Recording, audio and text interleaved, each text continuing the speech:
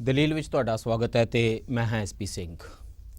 ਸੂਬਾ ਸਾਡਾ ਕਰਜ਼ੇ ਥੱਲੇ ਡੁੱਬਿਆ ਹੋਵੇ, ਤੱਪੜ ਰੁਲੇ ਹੋਣ, ਇਹਦੇ ਕਿਸਾਨ ਮਜ਼ਦੂਰ ਅੰਦੋਲਨ ਵਿੱਚ ਡੂੰਘੇ ਉਤਰ ਚੁੱਕੇ ਹੋਣ, ਇਨਕਲਾਬੀ ਜਜ਼ਬਿਆਂ ਦੇ ਠਾਠਾਂ ਮਾਰਦੇ ਸਮਿਆਂ ਵਿੱਚ ਵੀ ਨਮੋਸ਼ੀ ਦਾ ਆਲਮ ਇਹ ਹੋਵੇ ਕਿ ਹਾਲੇ ਵੀ ਹਰ ਆਏ ਦਿਨ ਕੋਈ ਨਾ ਕੋਈ ਕਰਜ਼ੇ ਹੇਠਾਂ ਡੁੱਬਿਆ ਕਿਸਾਨ ਮਜ਼ਦੂਰ ਖੁਦਕੁਸ਼ੀ ਕਰ ਰਿਹਾ ਹੋਵੇ, ਦਿੱਲੀ ਵਾਲਾ ਡਾਢਾ ਹਾਕਮ ਹਾਲੇ ਆਕੜਿਆ ਹੋਵੇ, ਇੱਥੋਂ ਵਾਲੇ ਹਾਕਮ ਦੇ ਮਹਿਲਾਂ ਵੱਲੀ ਕੂਚ ਕਰਦੇ ਧਰਨਾ ਪ੍ਰੋਟੈਸਟ ਕਰਦੇ ਮੁਲਾਜ਼ਮਾਂ ਨੂੰ ਪੁਲਿਸ ਬੇਦਰਦੀ ਨਾਲ ਡਾਂਗਾਂ ਨਾਲ ਕੁੱਟ ਰਹੀ ਹੋਵੇ, ਸਾਡੇ ਤੁਹਾਡੇ ਦਿੱਤੇ ਟੈਕਸ ਨਾਲ ਭਰਤੀ ਕੀਤੀ ਸਜੀ ਸੰਵਾਰੀ ਪੁਲਿਸ ਆਂਗਨਵਾੜੀ ਮਹਿਲਾ ਕਰਮਚਾਰੀਆਂ ਦੇ ਸਰੇਰਾਹ ਜੂੰਡੇ ਪੁੱਟੇ ਕਿਉਂ ਜੋ ਉਹ ਬਿਹਤਰ ਤਨਖਾਹ ਭੱਤੇ ਮੰਗਦੀਆਂ ਹਨ। ਤੇ ਫਿਰ ਉਹਨਾਂ ਦਿਨਾਂ ਵਿੱਚ ਬਜਟ ਆ ਜਾਵੇ, ਸਾਹਮਣੇ ਚੋਣਾਂ ਆ ਰਹੀਆਂ ਹੋਣ, ਉਹ 4 ਸਾਲ ਜਿਹੜਾ ਉਹ ਇੱਕੋ ਤਾਲ ਵਾਲਾ ਪੱਕਾ ਸਰਕਾਰੀ ਰਾਗ ਸੁਣਨ ਤੋਂ ਬਾਅਦ ਕਿ ਜੀ ਤਿਜੋਰੀ ਖਾਲੀ ਹੈ, ਅਚਾਨਕ ਤੁਹਾਨੂੰ ਚੌਂਦਾ ਆਲਾਪ ਸੁਣਾਈ ਦੇਵੇ ਵਿੱਤ ਮੰਤਰੀ ਦਾ, ਗੱਫੇ ਹੀ ਗੱਫੇ, ਛੱਪੜ ਫਾੜ ਕੇ ਸਰਕਾਰੀ ਨੌਕਰੀਆਂ, ਸਰਕਾਰੀ ਬੱਸਾਂ ਦੇ ਫ੍ਰੀ ਝੂਟੇ ਔਰਤਾਂ ਲਈ, ਭਲਾਈ ਸਕੀਮਾਂ, ਨਵੇਂ ਕਾਲਜ, ਬੁਢਾਪਾ ਪੈਨਸ਼ਨਾਂ ਦੁੱਗਣੀਆਂ, ਆਸ਼ੀਰਵਾਦ ਦੁੱਗਣੇ, ਕਰਜ਼ੇ ਤੁਹਾਡੇ ਮੁਆਫ, ਤੇ ਉਹ ਜਿਹੜਾ ਨਵਾਂ ਸੱਪ ਕੱਢਿਆ ਟੋਕਰੀ 'ਚੋਂ, ਕਾਮਯਾਬ ਕਿਸਾਨ ਖੁਸ਼ਹਾਲ ਪੰਜਾਬ। ਉਵੇਂ ਪੁੱਛ ਕੇ ਵੇਖਾਂ ਜਿਵੇਂ ਟੀਵੀ ਵਾਲੇ ਰਿਪੋਰਟਰ ਪੁੱਛਦੇ ਹੁੰਦੇ ਨੇ, ਜੀ ਆਪਕੋ ਕੈਸਾ ਫੀਲ ਹੋ ਰਹਾ ਹੈ। ਵੈਸੇ ਤਾਂ ਪੰਜਾਬ ਦੇ ਵਿੱਤ ਮੰਤਰੀ ਮਨਪ੍ਰੀਤ ਬਾਦਲ ਹੋਰਾਂ ਨੇ ਪੰਜਾਬ ਦੀ ਵਿਧਾਨ ਸਭਾ ਵਿੱਚ ਬਿਨਾਂ ਪੁੱਛਿਆਂ ਹੀ ਇੱਕ ਵੱਡੇ ਸਵਾਲ ਦਾ ਜਵਾਬ ਦੇ ਦਿੱਤਾ। ਉਹਨਾਂ ਕਿਹਾ ਕਿ ਲੋਕਾਂ ਦੀਆਂ ਸਾਡੀਆਂ ਤੁਹਾਡੀਆਂ ਤਕਦੀਰਾਂ ਵਾਹਿਗੁਰੂ ਲਿਖਦਾ ਹੈ, ਸਰਕਾਰਾਂ ਦੇ ਬਣਾਏ ਬਜਟ ਨਾਲ ਕੋਈ ਫਰਕ ਨਹੀਂ ਪੈਂਦਾ। ਪਰ ਕਿਉਂ ਜੋ ਵਾਹਿਗੁਰੂ ਜੀ ਦੀ ਹਾਲੇ ਮੇਰੇ ਉੱਤੇ ਇੰਨੀ ਕਿਰਪਾ ਨਹੀਂ ਹੋਈ ਕਿ ਮੇਰੀ ਬੇਨਤੀ ਪ੍ਰਵਾਨ ਕਰਕੇ ਇੱਥੇ ਦਲੀਲ ਪ੍ਰੋਗਰਾਮ ਵਿੱਚ ਸ਼ਿਰਕਤ ਕਰਨ, ਇੱਥੇ ਉਹਨਾਂ ਦੀ ਇੰਟਰਵਿਊ ਲਈਏ, ਇਸ ਲਈ ਮੈਂ ਉਹਨਾਂ ਨੂੰ ਦਰਖਾਸਤ ਕੀਤੀ ਹੈ ਜਿਨ੍ਹਾਂ ਤੱਕ ਮੇਰੀ ਰਸਾਈ ਸੀ, ਜਿਨ੍ਹਾਂ ਤੱਕ ਰਾਬਤਾ ਹੋ ਸਕਿਆ। ਸਾਡੇ ਨਾਲ ਅੱਜ ਦੀ ਵਿਚਾਰ ਚਰਚਾ ਵਿੱਚ ਜੁੜ ਰਹੇ ਨੇ ਡਾਕਟਰ ਸੁੱਚਾ ਸਿੰਘ ਗਿੱਲ ਜੀ, ਪੰਜਾਬ ਦੇ ਮੰਨੇ ਪਰਮੰਨੇ ਇਕੋਨੋਮਿਸਟ ਨੇ। ਡਾਕਟਰ ਸੁੱਚਾ ਸਿੰਘ ਗਿੱਲ ਬਜਟ ਦੇ ਵਿੱਚ ਜਿਸ ਕਿਸਮ ਦੇ ਲੋਭ ਲੁਭਾਵਨੇ ਤੇ ਖੂਬਸੂਰਤ ਰਾਗ ਤੁਹਾਨੂੰ ਸੁਣਾਏ ਜਾਂਦੇ ਨੇ, ਉਹਨਾਂ ਨੂੰ ਕੰਨ ਲਾ ਕੇ ਸੁਣਦੇ ਨੇ ਤੇ ਉਹਨਾਂ ਦੇ ਵਿੱਚ ਫਿਰ ਜਿੰਨੀਆਂ ਮਿਲਾਵਟਾਂ ਪਾਈਆਂ ਹੁੰਦੀਆਂ ਨੇ ਉਹਨਾਂ ਦਾ ਨਿਰੀਖਣ ਵੱਡਾ ਲੈਂਸ ਲਾ ਕੇ ਕਰਦੇ ਨੇ। ਸਾਡੇ ਨਾਲ ਜੁੜ ਰਹੇ ਨੇ doctor Paramjit Singh ji. Doctor Paramjit Singh ji Punjab university Chandigarh ਦੇ ਨਾਲ ਵਾਬਸਤਾ ਨੇ, ਮੈਕਰੋ ਇਕਨੋਮਿਕ ਥਿਊਰੀਜ਼ ਦੇ ਨਾਲ ਇਹਨਾਂ ਦਾ ਕੰਮ ਜੁੜਿਆ ਹੋਇਆ, ਪੋਲੀਟੀਕਲ ਇਕੋਨਮੀ ਨੂੰ ਬੜੀ ਨੇੜਿਓਂ ਦੇਖਦੇ ਨੇ, ਮਾਰਕਸਿਜ਼ਮ ਦੀ ਸਟੱਡੀ ਕੀਤੀ ਹੈ, ਪੰਜਾਬ ਦੇ ਵਿੱਚ ਕਿਸਾਨ ਮਜ਼ਦੂਰਾਂ ਦੀਆਂ ਖੁਦਕੁਸ਼ੀਆਂ ਬਾਰੇ ਜਿਹੜਾ ਫੀਲਡ ਵਰਕ ਹੋਇਆ ਉਹਦੇ ਵਿੱਚ ਡੀਪਲੀ ਇਨਵੋਲਵ ਰਹੇ ਨੇ। ਸਾਡਾ ਕੰਟੈਂਪਰੇਰੀ ਸਾਡੇ ਸਮਿਆਂ ਦੇ ਵਿੱਚ ਜਿਹੜਾ ਕੈਪੀਟਲਿਜ਼ਮ ਹੈ ਔਰ ਜਿਹੜੀਆਂ ਨਿਓ ਲਿਬਰਲ ਪਾਲਿਸੀਜ਼ ਨੇ ਜਿਨ੍ਹਾਂ ਨੂੰ ਤੁਸੀਂ ਕਿਸਾਨ ਅੰਦੋਲਨ ਦੀ ਸਟੇਜ ਤੋਂ ਸਾਮਰਾਜਵਾਦੀ ਤਾਕਤਾਂ ਦਾ ਸਾਡੇ ਉੱਤੇ ਗਲਬਾ ਦੇ ਨਾਮ ਥੱਲੇ ਸੁਣਦੇ ਹੋ, ਉਹਨਾਂ ਨੂੰ ਚੰਗੀ ਤਰ੍ਹਾਂ ਨੇੜਿਓਂ ਨਜਿੱਠਦੇ ਪੜ੍ਹਦੇ ਨੇ। ਡਾਕਟਰ ਸੁੱਚਾ ਸਿੰਘ ਗਿੱਲ ਜੀ, ਇਹ ਬਜਟ ਦਾ ਸਾਡੀਆਂ ਜ਼ਿੰਦਗੀਆਂ ਨਾਲ ਕਿਹਾ ਰਿਸ਼ਤਾ ਹੈ? ਇਹ ਹਰ ਸਾਲ ਜਿਹੜਾ ਇੱਕ ਬਜਟ ਆ ਜਾਂਦਾ ਹੈ, ਕੁਝ ਦਿਨ ਖਬਰਾਂ ਵਿੱਚ ਰਹਿੰਦਾ ਹੈ, ਫਿਰ ਖਬਰਾਂ ਤੋਂ ਗਾਇਬ ਹੋ ਜਾਂਦਾ ਹੈ, ਤੇ ਸੱਚੀ ਗੱਲ ਇਹ ਹੈ ਕਿ ਜ਼ਿੰਦਗੀ ਸਾਡੀ ਜਿਹੜੀ ਇਹ ਬਜਟ ਹੀ ਤੈਅ ਕਰਦਾ ਹੈ। ਜੇ 5 ਸਾਲਾਂ ਲਈ ਸਰਕਾਰ ਚੁਣੀ ਜਾਂਦੀ ਹੈ ਤੇ ਇੰਜ ਜਾਪਦਾ ਕਿ ਸਰਕਾਰ ਦਾ ਕੋਈ ਵਿਜ਼ਨ ਹੋਵੇਗਾ, ਉਹ ਇੱਕ ਨਿਸ਼ਾਨੇ 'ਚ ਚਲਦੀ ਹੋਏਗੀ, ਪਹਿਲਾ ਬਜਟ, ਦੂਸਰਾ, ਤੀਸਰਾ, ਚੌਥਾ, ਪੰਜਵਾਂ, 5 ਕਦਮਾਂ ਨਾਲ ਉਸ ਵਿਜ਼ਨ ਤੱਕ ਜਾਣਾ ਹੁੰਦਾ। ਇਹ ਬਜਟ ਆਪਸ ਵਿੱਚ ਇਸ ਕਿਸਮ ਦਾ ਪੈਟਰਨ ਦਿਖਾਈ ਦਿੰਦੇ ਨੇ ਕਿ ਜਦੋਂ ਇਲੈਕਸ਼ਨਾਂ ਆ ਜਾਂਦੀਆਂ ਨੇ ਤਾਂ ਸਾਰੀ ਦੁਨੀਆ ਖੂਬਸੂਰਤ ਅਚਾਨਕ ਹੋ ਜਾਂਦੀ ਹੈ, ਤੇ ਫਿਰ ਜਦੋਂ ਇਲੈਕਸ਼ਨਾਂ ਚਲੀਆਂ ਜਾਣਗੀਆਂ ਫਿਰ ਸਾਡੇ ਨਾਲ ਕੀ ਹੋਣਾ ਹੈ। ਤੁਸੀਂ ਲੰਬੇ ਸਮੇਂ ਤੋਂ ਇਹਨਾਂ ਚੀਜ਼ਾਂ ਨੂੰ ਦੇਖਦੇ ਆਏ ਹੋ। ਮੈਨੂੰ ਲੱਗਦਾ ਇੱਕ ਪਾਸੇ ਜਦੋਂ ਵਿੱਤ ਮੰਤਰੀ ਦੀ ਤਕਰੀਰ ਹੋ ਰਹੀ ਹੋਵੇ ਨਾ, ਤੇ ਬਾਹਰ ਇੱਕ ਤੁਹਾਨੂੰ ਮਾਈਕ ਦੇਣਾ ਚਾਹੀਦਾ ਤਾਂ ਕਿ ਅਸੀਂ ਇੱਕ ਕੰਨ ਉੱਧਰ ਰੱਖੀਏ, ਇੱਕ ਕੰਨ ਇੱਧਰ ਰੱਖੀਏ ਤੇ ਨਾਲ ਦੀ ਨਾਲ ਨਿਤਾਰਾ ਕਰੀਏ। Today is your chance. ਇੱਕ ਨਾ ਕਾਂਗਰਸ ਦੇ ਬਹੁਤ ਵੱਡੇ ਲੀਡਰ ਹੋਏ ਨੇ, ਮਨੀ ਸ਼ੰਕਰ ਅਈਅਰ, ਹਾਂ, ਉਹਨਾਂ ਦਾ ਕਹਿਣਾ ਹੈ, ਕੋਈ ਨੇ ਹੁਣ ਤਾਂ ਨਹੀਂ ਰਹਿਣ ਦਿੱਤੇ, ਬਾਹਰ ਹੀ ਬੈਠੇ ਨੇ ਉਹਨਾਂ ਦਾ ਕਹਿਣਾ ਹੈ ਕਿ ਲੋਕ 5 ਸਾਲਾਂ ਬਾਅਦ ਸਰਕਾਰ 'ਚ ਚੁਣਦੇ ਨੇ, ਲੇਕਿਨ 5 ਸਾਲ ਸਰਕਾਰ ਕਿਵੇਂ ਚਲਾਉਣੀ ਆ ਇਹ ਕੋਈ ਹੋਰ ਹੀ ਤੈਅ ਕਰਦਾ ਹੈ। ਸੋ ਇਸ ਕਰਕੇ ਜਿਹੜਾ ਵੋਟਰ ਹੈ ਉਹਦੀ ਜਿਹੜੀ ਮਨਸ਼ਾ ਹੈ ਉਹ ਬਜਟਾਂ 'ਚ ਰਿਫਲੈਕਟ ਇਸ ਕਰਕੇ ਨਹੀਂ ਹੁੰਦੀ ਕਿ ਅੱਜ ਕੱਲ੍ਹ ਦੇ ਬਜਟਾਂ ਦੇ ਉੱਪਰ ਕਾਰਪੋਰੇਟ ਜਿਹੜਾ ਹੈ ਪਾਲਿਸੀ ਹੈ, ਥਿੰਕਿੰਗ ਹੈ, ਉਹਦੀ ਕਾਫੀ ਛਾਪ ਹੈ। ਕਾਰਪੋਰੇਟ ਦੀ ਛਾਪ ਹੈ, ਹਾਂ, ਬੜਾ ਚੰਗਾ ਕਾਰਪੋਰੇਟ ਹੈ, ਨੌਕਰੀਆਂ ਦੇ ਰਿਹਾ, ਫ੍ਰੀ ਝੂਟੇ ਦੇ ਰਿਹਾ, ਤੇ ਮੈਂ ਕਹਿ ਰਿਹਾ ਸਾਰਾ ਕੁਝ ਕਰ ਕਿ ਰਿਹਾ। ਜਿਹੜੇ ਨਵੇਂ ਸਟੈਟਿਸਟਿਕਸ ਆਏ ਨੇ ਜੀ ਕਿ ਹਿੰਦੁਸਤਾਨ ਦੀ ਇਕਨੋਮੀ ਜਿਹੜੀ ਆ ਗਰੋ ਕਰ ਸਕਦੀ ਹੈ, ਲੇਕਿਨ ਜੌਬ ਨਹੀਂ ਗਰੋ ਕਰਦੇ। ਔਰ ਇਹਦੇ ਤਰੱਕੀ ਕਰਾਂਗੇ, ਨੌਕਰੀਆਂ, ਬੱਚੇ ਸਾਡੇ ਬੇਰੁਜ਼ਗਾਰ ਰਹਿ ਜਾਣਗੇ। ਹਾਂ, ਕਿਉਂਕਿ ਜਿਹੜੀ ਇੰਪਲੋਇਮੈਂਟ ਇਲਾਸਟਿਸਿਟੀ ਹੈ ਇਨਕਮ ਦੀ, ਉਹ 1% ਜੇ ਆਮਦਨ ਵਧੇ ਤਾਂ 2011-12 ਚ ਉਹ 0.04 ਹੈ, ਜਿਹਦਾ ਮਤਲਬ ਇਹ ਆ ਕਿ ਜੇ 8% ਗਰੋਥ ਰੇਟ ਹੋਵੇ ਤੇ 0.5% ਇੰਪਲੋਇਮੈਂਟ ਦੀ ਗਰੋਥ ਹੋਏਗੀ। ਇਹ 11-12 ਦੇ ਸਟੈਟਿਸਟਿਕਸ ਨੇ। ਹੁਣ ਦੇ ਜੇ ਸਟੈਟਿਸਟਿਕਸ ਲਈਏ ਮੇਰੀ ਜਿਹੜੇ ਟ੍ਰੈਂਡ ਫਿੱਟ ਕਰੀਏ ਤੇ ਹੁਣ ਕੋਈ ਰਿਲੇਸ਼ਨਸ਼ਿਪ ਨਹੀਂ ਹੈ ਕਿ ਨੈਸ਼ਨਲ ਇਨਕਮ ਵਧੇਗੀ, ਪਰ ਕੈਪੀਟਾ ਇਨਕਮ ਵਧੇਗੀ, ਪਰ ਨੌਕਰੀਆਂ ਨਹੀਂ ਵਧਣਗੀਆਂ। ਇਹਨੂੰ ਅਸੀਂ ਜੌਬਲੈਸ ਪਹਿਲਾਂ ਗਰੋਥ ਕਹਿੰਦੇ ਸੀ, ਹੁਣ ਜੌਬ ਲਾਸ ਗਰੋਥ ਕਹਿੰਦੇ ਨੇ। ਜਿਹੜੀ ਸਾਡੀ ਸਮਝ ਹੁੰਦੀ ਹੈ ਵੀ ਜੇ ਤਰੱਕੀ ਹੋਏਗੀ, ਇਨਕਮ ਜ਼ਿਆਦਾ ਹੋਏਗੀ ਤੇ ਪਰਿਵਾਰ ਖੁਸ਼ਹਾਲ ਹੋਵੇਗਾ। ਇਹ ਜਿਹੜੀ ਨਿਓ ਲਿਬਰਲ ਥਿੰਕਿੰਗ ਹੈ ਉਹਦੇ 'ਚ ਇਹੀ ਕਹੀ ਜਾਂਦੇ ਨੇ। ਔਰ ਪਿਛਲੇ ਜਿਹੜਾ ਕੋਵਿਡ ਦਾ ਪੀਰੀਅਡ ਹੈ ਜਿਹਦੇ 'ਚ ਕੋਈ 22 ਕਰੋੜ ਲੋਕ ਇੱਕਦਮ ਬੇਰੁਜ਼ਗਾਰ ਹੋਏ ਸੀਗੇ, monitoring of Indian economy Mumbai ਵਾਲਿਆਂ ਦਾ ਡੇਟਾ ਹੈ, ਤੇ ਉਹਦੇ ਬਾਅਦ ਸਰਕਾਰ ਨੇ ਤਾਂ ਪ੍ਰਜ਼ਿਊਮ ਕਰ ਲਿਆ ਕਿ ਦਸੰਬਰ ਤੱਕ ਸਾਰੇ ਬੰਦੇ ਨੂੰ ਨੌਕਰੀਆਂ ਮਿਲ ਗਈਆਂ ਵਾਪਸ। ਲੇਕਿਨ ਜਿਹੜਾ ਅਜ਼ੀਮ ਪ੍ਰੇਮ ਜੀ ਯੂਨੀਵਰਸਿਟੀ ਨੇ ਵਰਕ ਕੀਤਾ ਹੈਗਾ ਉਹਦੇ ਮੁਤਾਬਕ ਅਜੇ ਵੀ 2 ਕਰੋੜ ਲੋਕ ਜਿਹੜੇ ਨੇ ਜਿਨ੍ਹਾਂ ਨੂੰ ਨੌਕਰੀਆਂ ਨਹੀਂ ਮਿਲੀਆਂ। ਸੋ ਮੁਲਕ ਦੇ ਵਿੱਚ ਬੇਰੁਜ਼ਗਾਰੀ ਅਥਾਹ ਹੈ। ਗੌਰਮੈਂਟਾਂ ਦੇ ਵਿੱਚ ਜਿਹੜੀ ਰੈਗੂਲਰ ਇੰਪਲੋਇਮੈਂਟ ਦੇ ਕੇ ਪੂਰੀ ਸੈਲਰੀ ਦੇਣ ਦੀ ਸਮਰੱਥਾ ਨਹੀਂ ਹੈ, ਕਿਉਂਕਿ ਉਹ ਜਿਹੜੇ ਅਮੀਰ ਲੋਕ ਨੇ ਉਹਨਾਂ ਤੇ ਟੈਕਸ ਲਾ ਕੇ ਗਰੀਬਾਂ ਵਾਸਤੇ ਵੈਲਫੇਅਰ ਸਟੇਟ ਦਾ ਕੰਮ ਨਹੀਂ ਕਰਨਾ ਚਾਹੁੰਦੇ। ਸੋ ਇਸ ਕਰਕੇ ਬਜਟ ਜਿਹੜੇ ਭਾਵੇਂ ਸੈਂਟਰ ਦਾ ਬਜਟ ਹੋਏ ਭਾਵੇਂ ਸਟੇਟ ਦਾ ਬਜਟ ਹੋਏ ਉਹਦੇ 'ਚ ਸਾਨੂੰ ਮਿਲਦਾ ਹੈ। Coming to Punjab budget, Punjab budget ਤੇ ਕੋਈ ਤਰਵਾਸ ਦੇਣ ਵਾਲੀ ਗੱਲ ਕਰੋ। ਬਜਟ ਬੜਾ ਅੱਛਾ ਆਇਆ, ਤੁਸੀਂ ਮੈਂ ਕਰ ਰਿਹਾ ਗੱਲ। ਬਜਟ ਜਿਹੜਾ ਹੈ ਪੰਜਾਬ ਦਾ ਬਜਟ ਹੈ ਤੇ ਦੋ ਅਸਰ ਨਜ਼ਰ ਆਉਂਦੇ ਨੇ। ਇੱਕ ਤਾਂ ਜਿਹੜੀ ਕਿਸਾਨ ਮੋਰਚਾ ਨੇ ਦਿੱਲੀ ਦਾ ਮੋਰਚਾ ਸੰਭਾਲਿਆ ਹੈ ਜੀ, ਟਿਕਰੀ ਤੇ ਸਿੰਘੂ ਬਾਰਡਰ ਤੇ ਗਾਜ਼ੀਪੁਰ, ਉਹ ਉਸ ਬਜਟ ਦਾ ਕਿਤੇ ਨਾ ਕਿਤੇ ਕੋਈ ਜਿਹੜਾ ਇੰਪੈਕਟ ਹੈ ਜੀ। ਦੂਜਾ ਕੋਵਿਡ ਦਾ ਅਸਰ ਹੈ, ਕੋਵਿਡ ਦੇ ਪੀਰੀਅਡ ਦਾ। ਸੋ ਕੋਵਿਡ ਕਰਕੇ ਜਿਹੜੀ ਹੈਲਥ ਸੈਕਟਰ ਹੈ ਜਿਹਦੇ 'ਚ ਇਹਨਾਂ ਨੇ ਹੁਣ ਕਿਹਾ ਕਿ ਜਿਹੜਾ ਪੀਰੀਅਡ ਹੈਗਾ ਇਲੈਕਸ਼ਨ ਦਾ ਦੌਰ ਹੈ ਉਹ 'ਚ ਲੋਕਾਂ ਨੂੰ ਮੁਫਤ ਟੀਕੇ ਲਾਉਣੇ ਆ, ਤੇ ਇਸ ਕਰਕੇ ਹੈਲਥ ਦਾ ਬਜਟ ਇਹਨਾਂ ਨੇ ਵਧਾਇਆ। ਪਰ ਇੱਕ ਇਹਨਾਂ ਨੂੰ ਜਿਹੜੀ ਇਸ ਬਜਟ 'ਚ ਰਾਹਤ ਮਿਲੀ ਹੈ ਜਿਹੜੀ ਕਿ ਬਹੁਤ ਪ੍ਰੋਜੈਕਟ ਨਹੀਂ ਹੋਈ, ਉਹ ਇਹ ਕਿ ਜਿਹੜਾ ਪੰਜਾਬ ਹੈ ਪਹਿਲਾਂ ਮਿਡਲ ਇਨਕਮ ਗਰੁੱਪ 'ਚ ਆਉਂਦਾ ਸੀਗਾ ਜੀ, ਹੁਣ ਪੰਜਾਬ ਜਿਹੜਾ ਲੋਅਰ ਇਨਕਮ ਗਰੁੱਪ 'ਚ ਆ ਗਿਆ। ਤੇ ਇਸ ਕਰਕੇ ਜਿਹੜੀ ਸੈਂਟਰਲ ਗ੍ਰਾਂਟ ਦਾ ਸਾਨੂੰ 1.56% ਮਿਲਦਾ ਸੀਗਾ, ਹੁਣ ਉਹ ਸ਼ੇਅਰ ਵੱਧ ਕੇ 1.8 ਹੋ ਗਿਆ। ਸਾਡੇ ਘਰ ਦੇ ਬਾਹਰ ਫੱਟੀ ਲੱਗ ਗਈ ਹੈ, ਉਹ ਲਾਉਂਦੇ ਹੁੰਦੇ ਨੇ ਨਾ, ਇਹ ਘਰ ਬਹੁਤ ਗਰੀਬ ਹੈ, ਇਹਨਾਂ ਇੱਥੇ ਅਸੀਂ ਕਿਰਪਾ ਦੇ ਜ਼ਿਆਦਾ ਪਾਤਰ ਹੋ ਗਏ। ਸੋ ਇਸ ਕਰਕੇ ਇਹ ਜਿਹੜਾ 0.23% ਸਾਡਾ ਸ਼ੇਅਰ ਵਧਿਆ ਨੈਸ਼ਨਲ ਕਿੱਟੀ 'ਚ, ਇਹਦੇ ਨਾਲ 1531 ਕਰੋੜ ਦਾ ਬੈਨੀਫਿਟ ਹੋ ਗਿਆ ਸੀ, ਔਰ ਹਰ ਸਾਲ 1531 ਰੁਪਏ ਸਟੇਟ ਨੂੰ ਸੈਂਟਰ ਵੱਲੋਂ ਵੱਧ ਮਿਲਣਗੇ। ਦੂਸਰਾ ਹੈ ਕਿ ਇਸ ਪੀਰੀਅਡ ਦੇ ਵਿੱਚ ਸੈਂਟਰ ਨੇ ਕਿਹਾ ਕਿ ਜਿਵੇਂ ਪਹਿਲਾਂ fiscal responsibility and management act ਦੇ ਤਹਿਤ ਤੁਸੀਂ 3% ਆਫ ਸਟੇਟ ਡੋਮੈਸਟਿਕ ਪ੍ਰੋਡਕਟ ਤੋਂ ਵੱਧ ਕਰਜ਼ਾ ਨਹੀਂ ਲੈ ਸਕਦੇ। तो ਫਿਸਕਲ ਡੈਫਿਸਿਟ ਉਹਨਾਂ ਨਹੀਂ ਸੀ ਵਧਣ ਦਿੰਦੇ, ਐਫਆਰਬੀਐਮ ਰੈਗੂਲੇਸ਼ਨਸ ਹੁੰਦੇ ਸੀ ਸਾਰੇ, ਹੁਣ ਉਹਨਾਂ ਨੇ ਖੋਲ ਦਿੱਤਾ ਹੈ। ਸੈਂਟਰ ਦਾ ਤਾਂ ਪਰਵਾਹ ਨਾ ਕਰੋ, ਕਰਜ਼ਾ ਹੋਰ ਲੈ ਲਓ। ਸੈਂਟਰ ਦਾ ਤਾਂ ਜਿਹੜਾ ਫਿਸਕਲ ਡੈਫਿਸਿਟ 9.5% ਹੈ ਜੀ, ਤੇ ਇਹਨਾਂ ਦਾ 4% ਸੀਗਾ ਪਿਛਲੇ ਸਾਲ ਦਾ। ਇਸ ਸਾਲ 3.99 ਤੇ ਇਹਨਾਂ ਨੇ ਕਿਹਾ ਕਿ ਕਰਜ਼ਾ ਲੈ ਕੇ ਖਰਚ ਕਰੋ ਜੀ। ਸੋ ਇਸ ਕਰਕੇ ਕਰਜ਼ਾ ਜਿਹੜਾ ਹੈ ਉਹਦੀ ਪੰਡ ਵਧੀ ਜਾਣੀ ਆ।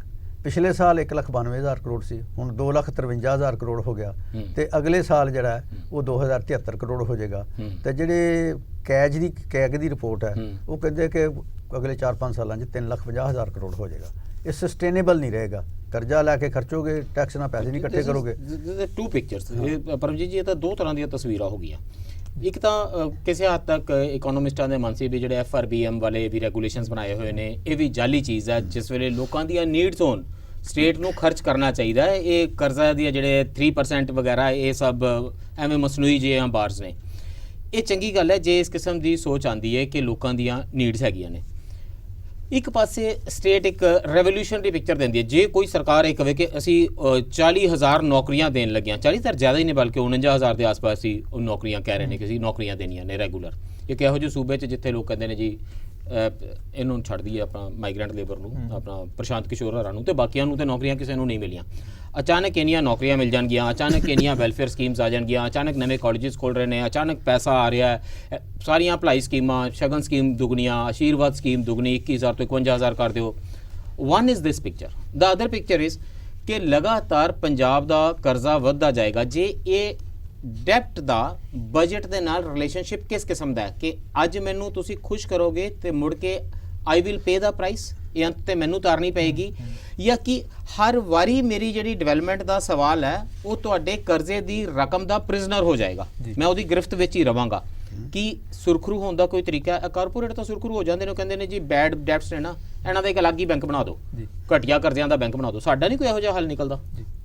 ਦੇਖੋ, ਪਹਿਲਾਂ ਤਾਂ ਤੁਸੀਂ ਜਿਹੜੀਆਂ ਦੋ ਗੱਲਾਂ ਨੇ, ਜਿਹੜਾ ਬਜਟ ਹੈ ਮੈਂ ਇਹਨੂੰ ਇੱਕ ਤਾਂ ਪੋਲੀਟੀਕਲ ਇਕਨੋਮੀ ਦੇ ਪਰਸਪੈਕਟਿਵ ਨਾਲ ਦੇਖਣ ਦੀ ਕੋਸ਼ਿਸ਼ ਕਰਾਂਗਾ, ਦੂਜਾ ਡਿਵੈਲਪਮੈਂਟਲ ਪਰਸਪੈਕਟਿਵ ਨਾਲ।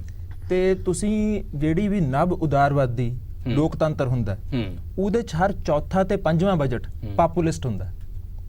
ਮਤਲਬ 5 ਸਾਲ ਸਰਕਾਰ ਚੱਲਦੀ ਹੈ, ਚੌਥਾ ਬਜਟ ਤੇ ਪੰਜਵਾਂ ਬਜਟ ਉਹ ਪਾਪੂਲਿਸਟ ਬਣ ਜਾਂਦਾ ਹੈ, ਤੇ ਉਹਦੇ ਜਿਹੜੇ ਪਹਿਲੇ 3 ਬਜਟ ਹੁੰਦੇ ਨੇ ਉਹ ਨਿਊ ਲਿਬਰਲ ਹੁੰਦੇ ਨੇ।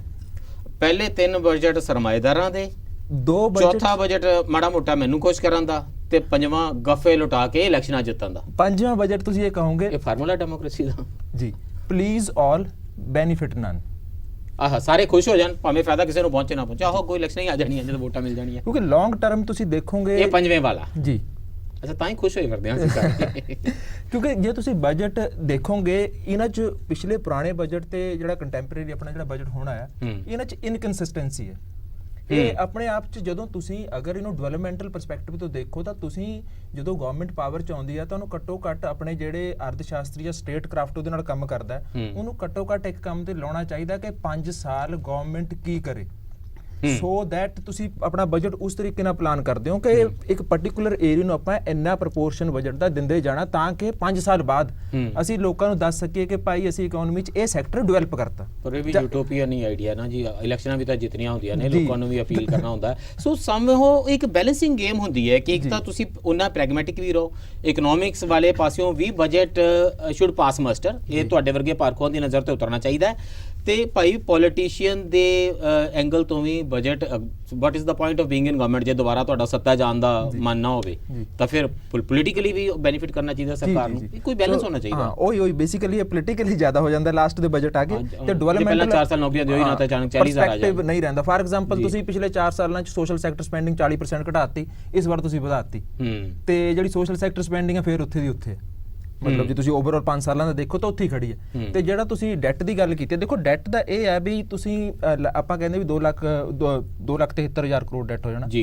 ਹਰ ਨਵੇਂ ਜੰਮੇ ਬੱਚੇ ਤੇ 90,000 ਦਾ ਡੈਟ ਹੋਏਗਾ ਸੈਂਟਰ ਗਵਰਨਮੈਂਟ ਦਾ ਅਗਲੇ ਸਾਲ। ਪੰਜਾਬ 'ਚ ਜਿਹੜਾ ਵੀ ਬੱਚਾ ਜੰਮੇਗਾ 90,000 ਕਰਜ਼ੇ ਥੱਲੇ ਜੰਮੇਗਾ। ਹਾਂ, 90,000 ਸੈਂਟਰ ਗਵਰਨਮੈਂਟ ਦੇ ਡੈਟ ਥੱਲੇ ਜੰਮੇਗਾ ਜੇ ਤੁਸੀਂ ਇਹਨੂੰ ਆਪਣੀ ਪਾਪੂਲੇਸ਼ਨ ਨਾਲ ਡਿਵਾਈਡ ਕਰ ਲਓ। ਤਾਂ ਸਾਡੀ ਸਭ ਦੀ ਲੈਂਡਲੈਸ ਲੇਬਰ ਵਾਲੀ ਹੈ। ਨਹੀਂ ਸਾਰੇ ਜਾਂ ਸਟੇਟਸ ਜਿਹੜੀਆਂ ਨੇ ਹਿੰਦੁਸਤਾਨ 'ਚ ਇਨਕਲੂਡਿੰਗ ਸੈਂਟਰ, ਇਹ ਕਰਜ਼ਾਈ ਨੇ। ਇਹ ਜਿਹੜਾ ਪ੍ਰੈਜ਼ੈਂਟ ਯੂਨੀਅਨ ਬਜਟ ਹੈ ਉਹ 'ਚ 36% ਜਿਹੜਾ ਉਹਨਾਂ ਦੇ ਰੈਵਨਿਊ ਨੇ ਉਹ ਕਰਜ਼ੇ ਨਾਲ ਆਉਣੇ ਨੇ। ਦੂਸਰੀ ਗੱਲ ਅਸੀਂ ਵੀ ਮੈਂ ਕਹਿਣਾ ਚਾਹੁੰਦਾ ਕਿ ਜਿਹੜਾ ਇਹ ਬਜਟ, ਇਜ਼ ਦਿਸ ਕਰਜ਼ਾ ਥਿੰਗ ਅ ਰੀਅਲ ਥਿੰਗ ਕਿ ਇਹ ਪੋਲੀਟੀਕਲ ਸਟੇਟਮੈਂਟ ਬਾਜ਼ੀ ਹੈ? ਨਹੀਂ, ਸਟੇਟਮੈਂਟ ਬਾਜ਼ੀ ਨਹੀਂ ਹੈ, ਰੀਅਲ ਥਿੰਗ ਹੈ ਇਹ, ਕਿਉਂਕਿ ਇਹ ਫਿਸਕਲ ਇਰਰਿਸਪੌਂਸਿਬਿਲਿਟੀ ਕਿਹਾ ਜਾ ਸਕਦਾ ਕਿ ਤੁਸੀਂ ਜਿਹੜੀਆਂ ਫਿਊਚਰ ਆਉਣ ਵਾਲੀਆਂ ਸਰਕਾਰਾਂ ਨੇ ਫਿਊਚਰ 'ਚ ਉਹਨਾਂ ਦੇ ਵਾਸਤੇ ਪ੍ਰੋਬਲਮ ਖੜੀ। ਸਰ ਹਰ ਕਰਜ਼ੇ ਦਾ ਸਾਲ ਅਗਲੇ ਸਾਲਾਂ ਦੀ ਸਰਕਾਰ ਲਈ ਕੁਝ ਮੁਸੀਬਤ ਖੜਾ ਕਰਦਾ ਜਾ ਰਿਹਾ। ਇਹੀ ਹਾਲ ਕਾਰਪੋਰੇਟਸ ਦਾ ਸੀਗਾ। ਜੇ ਤੁਸੀਂ ਕਰਜ਼ਾ ਅੱਗੇ ਦੀ ਅੱਗੇ ਪਾਈ ਚੱਲੋ ਤੇ ਉਹਦਾ ਵਿਆਜ ਲਈ ਮੈਂ ਥੋੜਾ ਜਿਹਾ ਕਰਜ਼ਾ ਲਈ ਜਾਵਾਂ ਤੇ ਡੈਪਟ ਸਰਵਿਸਿੰਗ ਕਰਦਾ ਰਵਾਂ, ਇਵੈਂਚੁਅਲੀ ਇੱਕ ਦਿਨ ਸਭ ਇਸੇ ਆਸ ਨਾਲ ਬੈਠੇ ਹੋਣਗੇ। ਮੈਂ ਇਹ ਸੋਚ ਰਿਹਾ ਵੀ ਇੱਕ ਦਿਨ ਸੈਂਟਰ ਲਕੀਰ ਫੇਰ ਦੇਗਾ, ਇੱਕ ਦਿਨ ਸਲੇਟ ਸਾਫ਼ ਹੋ ਜਾਏਗੀ। Is that possible? Punjab government the budget ਹੈ ਨਾ, ਬਜਟਡ ਫਿਗਰ ਨੇ, ਇਹ ਕਿਹੜੀਆਂ ਇਹਨਾਂ ਨੇ ਐਕਚੁਅਲੀ ਇੰਪਲੀਮੈਂਟ ਕਰਨੀਆਂ ਨੇ, ਕਿਉਂਕਿ ਬਜਟ ਦੀ ਇੱਕ ਹੋਰ ਲੌਜਿਕ ਹੈ। ਬਜਟ ਦੀਆਂ 3 ਫਿਗਰਸ ਹੁੰਦੀਆਂ। ਹੁਣ ਤੁਸੀਂ ਚੁੱਪਚਾਪ ਜੇ ਸਰਕਾਰ ਨੂੰ ਗਾਲ ਕੱਢ ਕੇ ਬੇਈਮਾਨ ਕਹਿ ਦਿੱਤਾ। ਨਹੀਂ ਵੀ ਬਜਟਡ ਫਿਗਰ ਨੇ, ਇਹ ਕਿਹੜਾ ਇਹਨਾਂ ਨੇ ਇੰਪਲੀਮੈਂਟ ਕਰਨੀਆਂ ਨੇ? ਠੀਕ ਹੈ, ਸਰਕਾਰਾਂ ਬੇਈਮਾਨ ਹੈਗੀਆਂ ਨੇ, ਆ ਉੱਪਰ ਦੀ ਹੈ, ਐਵੇਂ ਅਸੀਂ ਬੈਠੇ ਆ। ਜਿਹੜਾ ਹਰ ਸਾਲ ਜਦੋਂ ਬਜਟ ਪੇਸ਼ ਹੁੰਦਾ ਨਾ, ਉਹ ਤਾਂ ਬਜਟਡ ਫਿਗਰ ਦਿੰਦੇ ਆ, ਉਹਦੇ ਨਾਲ ਰਿਵਾਈਜ਼ਡ ਫਿਗਰ ਦਿੰਦੇ ਆ, ਪਿਛਲੇ ਸਾਲ ਐਕਚੁਅਲੀ ਕਿੰਨਾ ਖਰਚ ਕੀਤਾ। ਉਸ ਤੋਂ 2 ਸਾਲ ਬਾਅਦ ਉਹ ਆਡਿਟਡ ਅਕਾਊਂਟਸ ਵਾਲੀਆਂ ਫਿਗਰ ਹੁੰਦੀਆਂ ਨੇ, ਉਹ ਅਸਲੀ ਫਿਗਰ ਹੁੰਦੀ ਆ। ਸੋ ਜਿਹੜਾ ਤੁਹਾਨੂੰ ਪਤਾ ਲੱਗਣਾ ਤੀਜੇ ਸਾਲ ਬਾਅਦ ਕਿ ਕਿੰਨਾ ਨੇ ਖਰਚ ਕੀਤਾ ਹੈਗਾ। ਸੋ ਬਹੁਤ ਵਾਰੀ ਨਾਅਰੇ ਦੇ ਕੇ, ਸਲੋਗਨ ਦੇ ਕੇ ਪੈਸੇ ਐਲੋਕੇਟ ਕਰਦੇ ਨੇ, ਰਿਲੀਜ਼ ਨਹੀਂ ਪੈਸੇ ਕਰਦੇ। ਸੋ ਇਸ ਕਰਕੇ ਇਹ ਜਿਹੜੀ ਲੌਜਿਕ ਹੈ ਬਜਟ ਦੀ, ਇਹ ਵੀ ਸਮਝਣ ਦੀ ਜ਼ਰੂਰਤ। ਮੈਨੂੰ ਬ੍ਰੇਕ ਲਈ ਰੁਕਣਾ ਪੈ ਰਿਹਾ। ਇਹ ਰਕਮਾਂ ਐਡੀਆਂ ਵੱਡੀਆਂ ਹੁੰਦੀਆਂ ਨੇ, ਮੈਂ ਇੰਨੇ ਪੈਸੇ ਕਦੀ ਇਕੱਠੇ ਦੇਖੇ ਨਹੀਂ। ਤੁਹਾਨੂੰ ਸੱਚੀ ਦੱਸਾਂ, ਮੈਂ ਤੇ 1 ਕਰੋੜ ਰੁਪਈਆ ਨਹੀਂ ਕਦੀ ਇਕੱਠਾ ਪਿਆ ਦੇਖਿਆ। ਗੱਲਾਂ ਦੇ ਇਹਦੇ 'ਚ ਤਾਂ ਹਜ਼ਾਰਾਂ ਕਰੋੜਾਂ ਦੀਆਂ ਗੱਲਾਂ ਨੇ। ਧਿਆਨ ਨਾਲ ਮੈਂ ਸਮਝਦਾ ਕੱਲੀ ਮਦਦ ਦੇ ਜਿਹੜਾ ਪ੍ਰੈਜ਼ੈਂਟ ਬਜਟ ਹੈ ਪੰਜਾਬ ਗਵਰਨਮੈਂਟ ਦਾ, ਉਹਦਾ 42% ਕਰਜ਼ੇ ਦਾ ਵਿਆਜ ਤੇ ਕਰਜ਼ੇ ਦੀਆਂ ਕਿਸ਼ਤਾਂ ਮੋੜਨ ਜਾਣਾ ਹੈ, ਜਿਹੜਾ ਬਜਟ ਵੱਡਾ ਸਾਰਾ ਲੱਗ ਰਿਹਾ। ਸੋ ਅੱਧਾ ਕਰਜ਼ਾ ਤਾਂ ਪਿਛਲਾ ਜਿਹੜਾ ਪੁਰਾਣਾ ਕਰਜ਼ਾ ਲਿਆ ਹੋਇਆ ਹੈ, ਅੱਧਾ ਤਾਂ ਸਾਡਾ ਬਜਟ ਉਹਦੇ ਤੇ ਹੀ ਲੱਗ ਜਾਣਾ। ਹਾਂ ਬਿਲਕੁਲ, ਇਹਦੀ ਸਰਵਿਸਿੰਗ ਦੇ ਉੱਤੇ ਹੀ। ਤੋ ਬਜਟ ਬਹੁਤ ਵੱਡਾ ਲੱਗਦਾ ਹੈ, ਲੇਕਿਨ ਉਹਦੀ ਕਿੱਥੇ ਜਾ ਰਿਹਾ ਹੈਗਾ, ਇਹ ਬਹੁਤ ਇੰਪੋਰਟੈਂਟ ਹੈ। ਬ੍ਰੇਕ ਤੋਂ ਬਾਅਦ ਜਿਹੜੇ ਵੱਡੇ ਕਰੋੜਾਂ ਵਾਲੀਆਂ ਰਕਮਾਂ ਹੁੰਦੀਆਂ ਨੇ, ਉਹ ਸਮਝਦੇ ਹਾਂ ਕਿ ਐਕਚੁਅਲੀ ਬਹੁਤ ਜ਼ਿਆਦਾ ਸਮਝਣ ਦੀ ਲੋੜ ਨਹੀਂ ਹੈਗੀ। ਸਵਾਲ ਬੜਾ ਸਿੰਪਲ ਜਿਹਾ ਹੈ। ਇੱਕ ਤਾਂ ਉਹ ਵਾਲੀ ਸਮਝ ਹੈ ਜਿਹਦੇ 'ਚ ਵਾਹਿਗੁਰੂ ਨੇ ਸਭ ਕੁਝ ਕਰਨਾ ਜੋ ਕਰਨਾ, ਤੇ ਬਜਟ ਦਾ ਤੇ ਕੁਝ ਹੁੰਦਾ ਹੀ ਨਹੀਂ। ਉਸ ਸਮਝ ਦੇ ਵੱਲ ਜਾਵਾਂਗੇ ਤਾਂ ਫਿਰ ਤਾਂ ਸਾਨੂੰ ਇਹਨਾਂ ਪੋਲੀਟੀਸ਼ੀਅਨਸ ਦੇ ਨਾਲ ਕਿਸੇ ਕਿਸਮ ਦਾ ਇੱਟ ਖੜਕਾ ਕਰਨ ਦੀ ਕੋਈ ਜ਼ਰੂਰਤ ਨਹੀਂ ਹੈ। ਪਰ ਜੇ ਪੋਲੀਟੀਸ਼ੀਅਨਸ ਦੇ ਇਹਨਾਂ ਬਜਟਸ ਦੀਆਂ ਰਕਮਾਂ ਦੇ ਵਿੱਚ ਸਾਡੀਆਂ ਤੁਹਾਡੀਆਂ ਜ਼ਿੰਦਗੀਆਂ ਦੇ ਫੈਸਲੇ ਹੋ ਰਹੇ ਨੇ ਤਾਂ ਫਿਰ ਬ੍ਰੇਕ ਤੋਂ ਬਾਅਦ ਆ ਕੇ ਗੱਲ ਕਰਦੇ ਹਾਂ।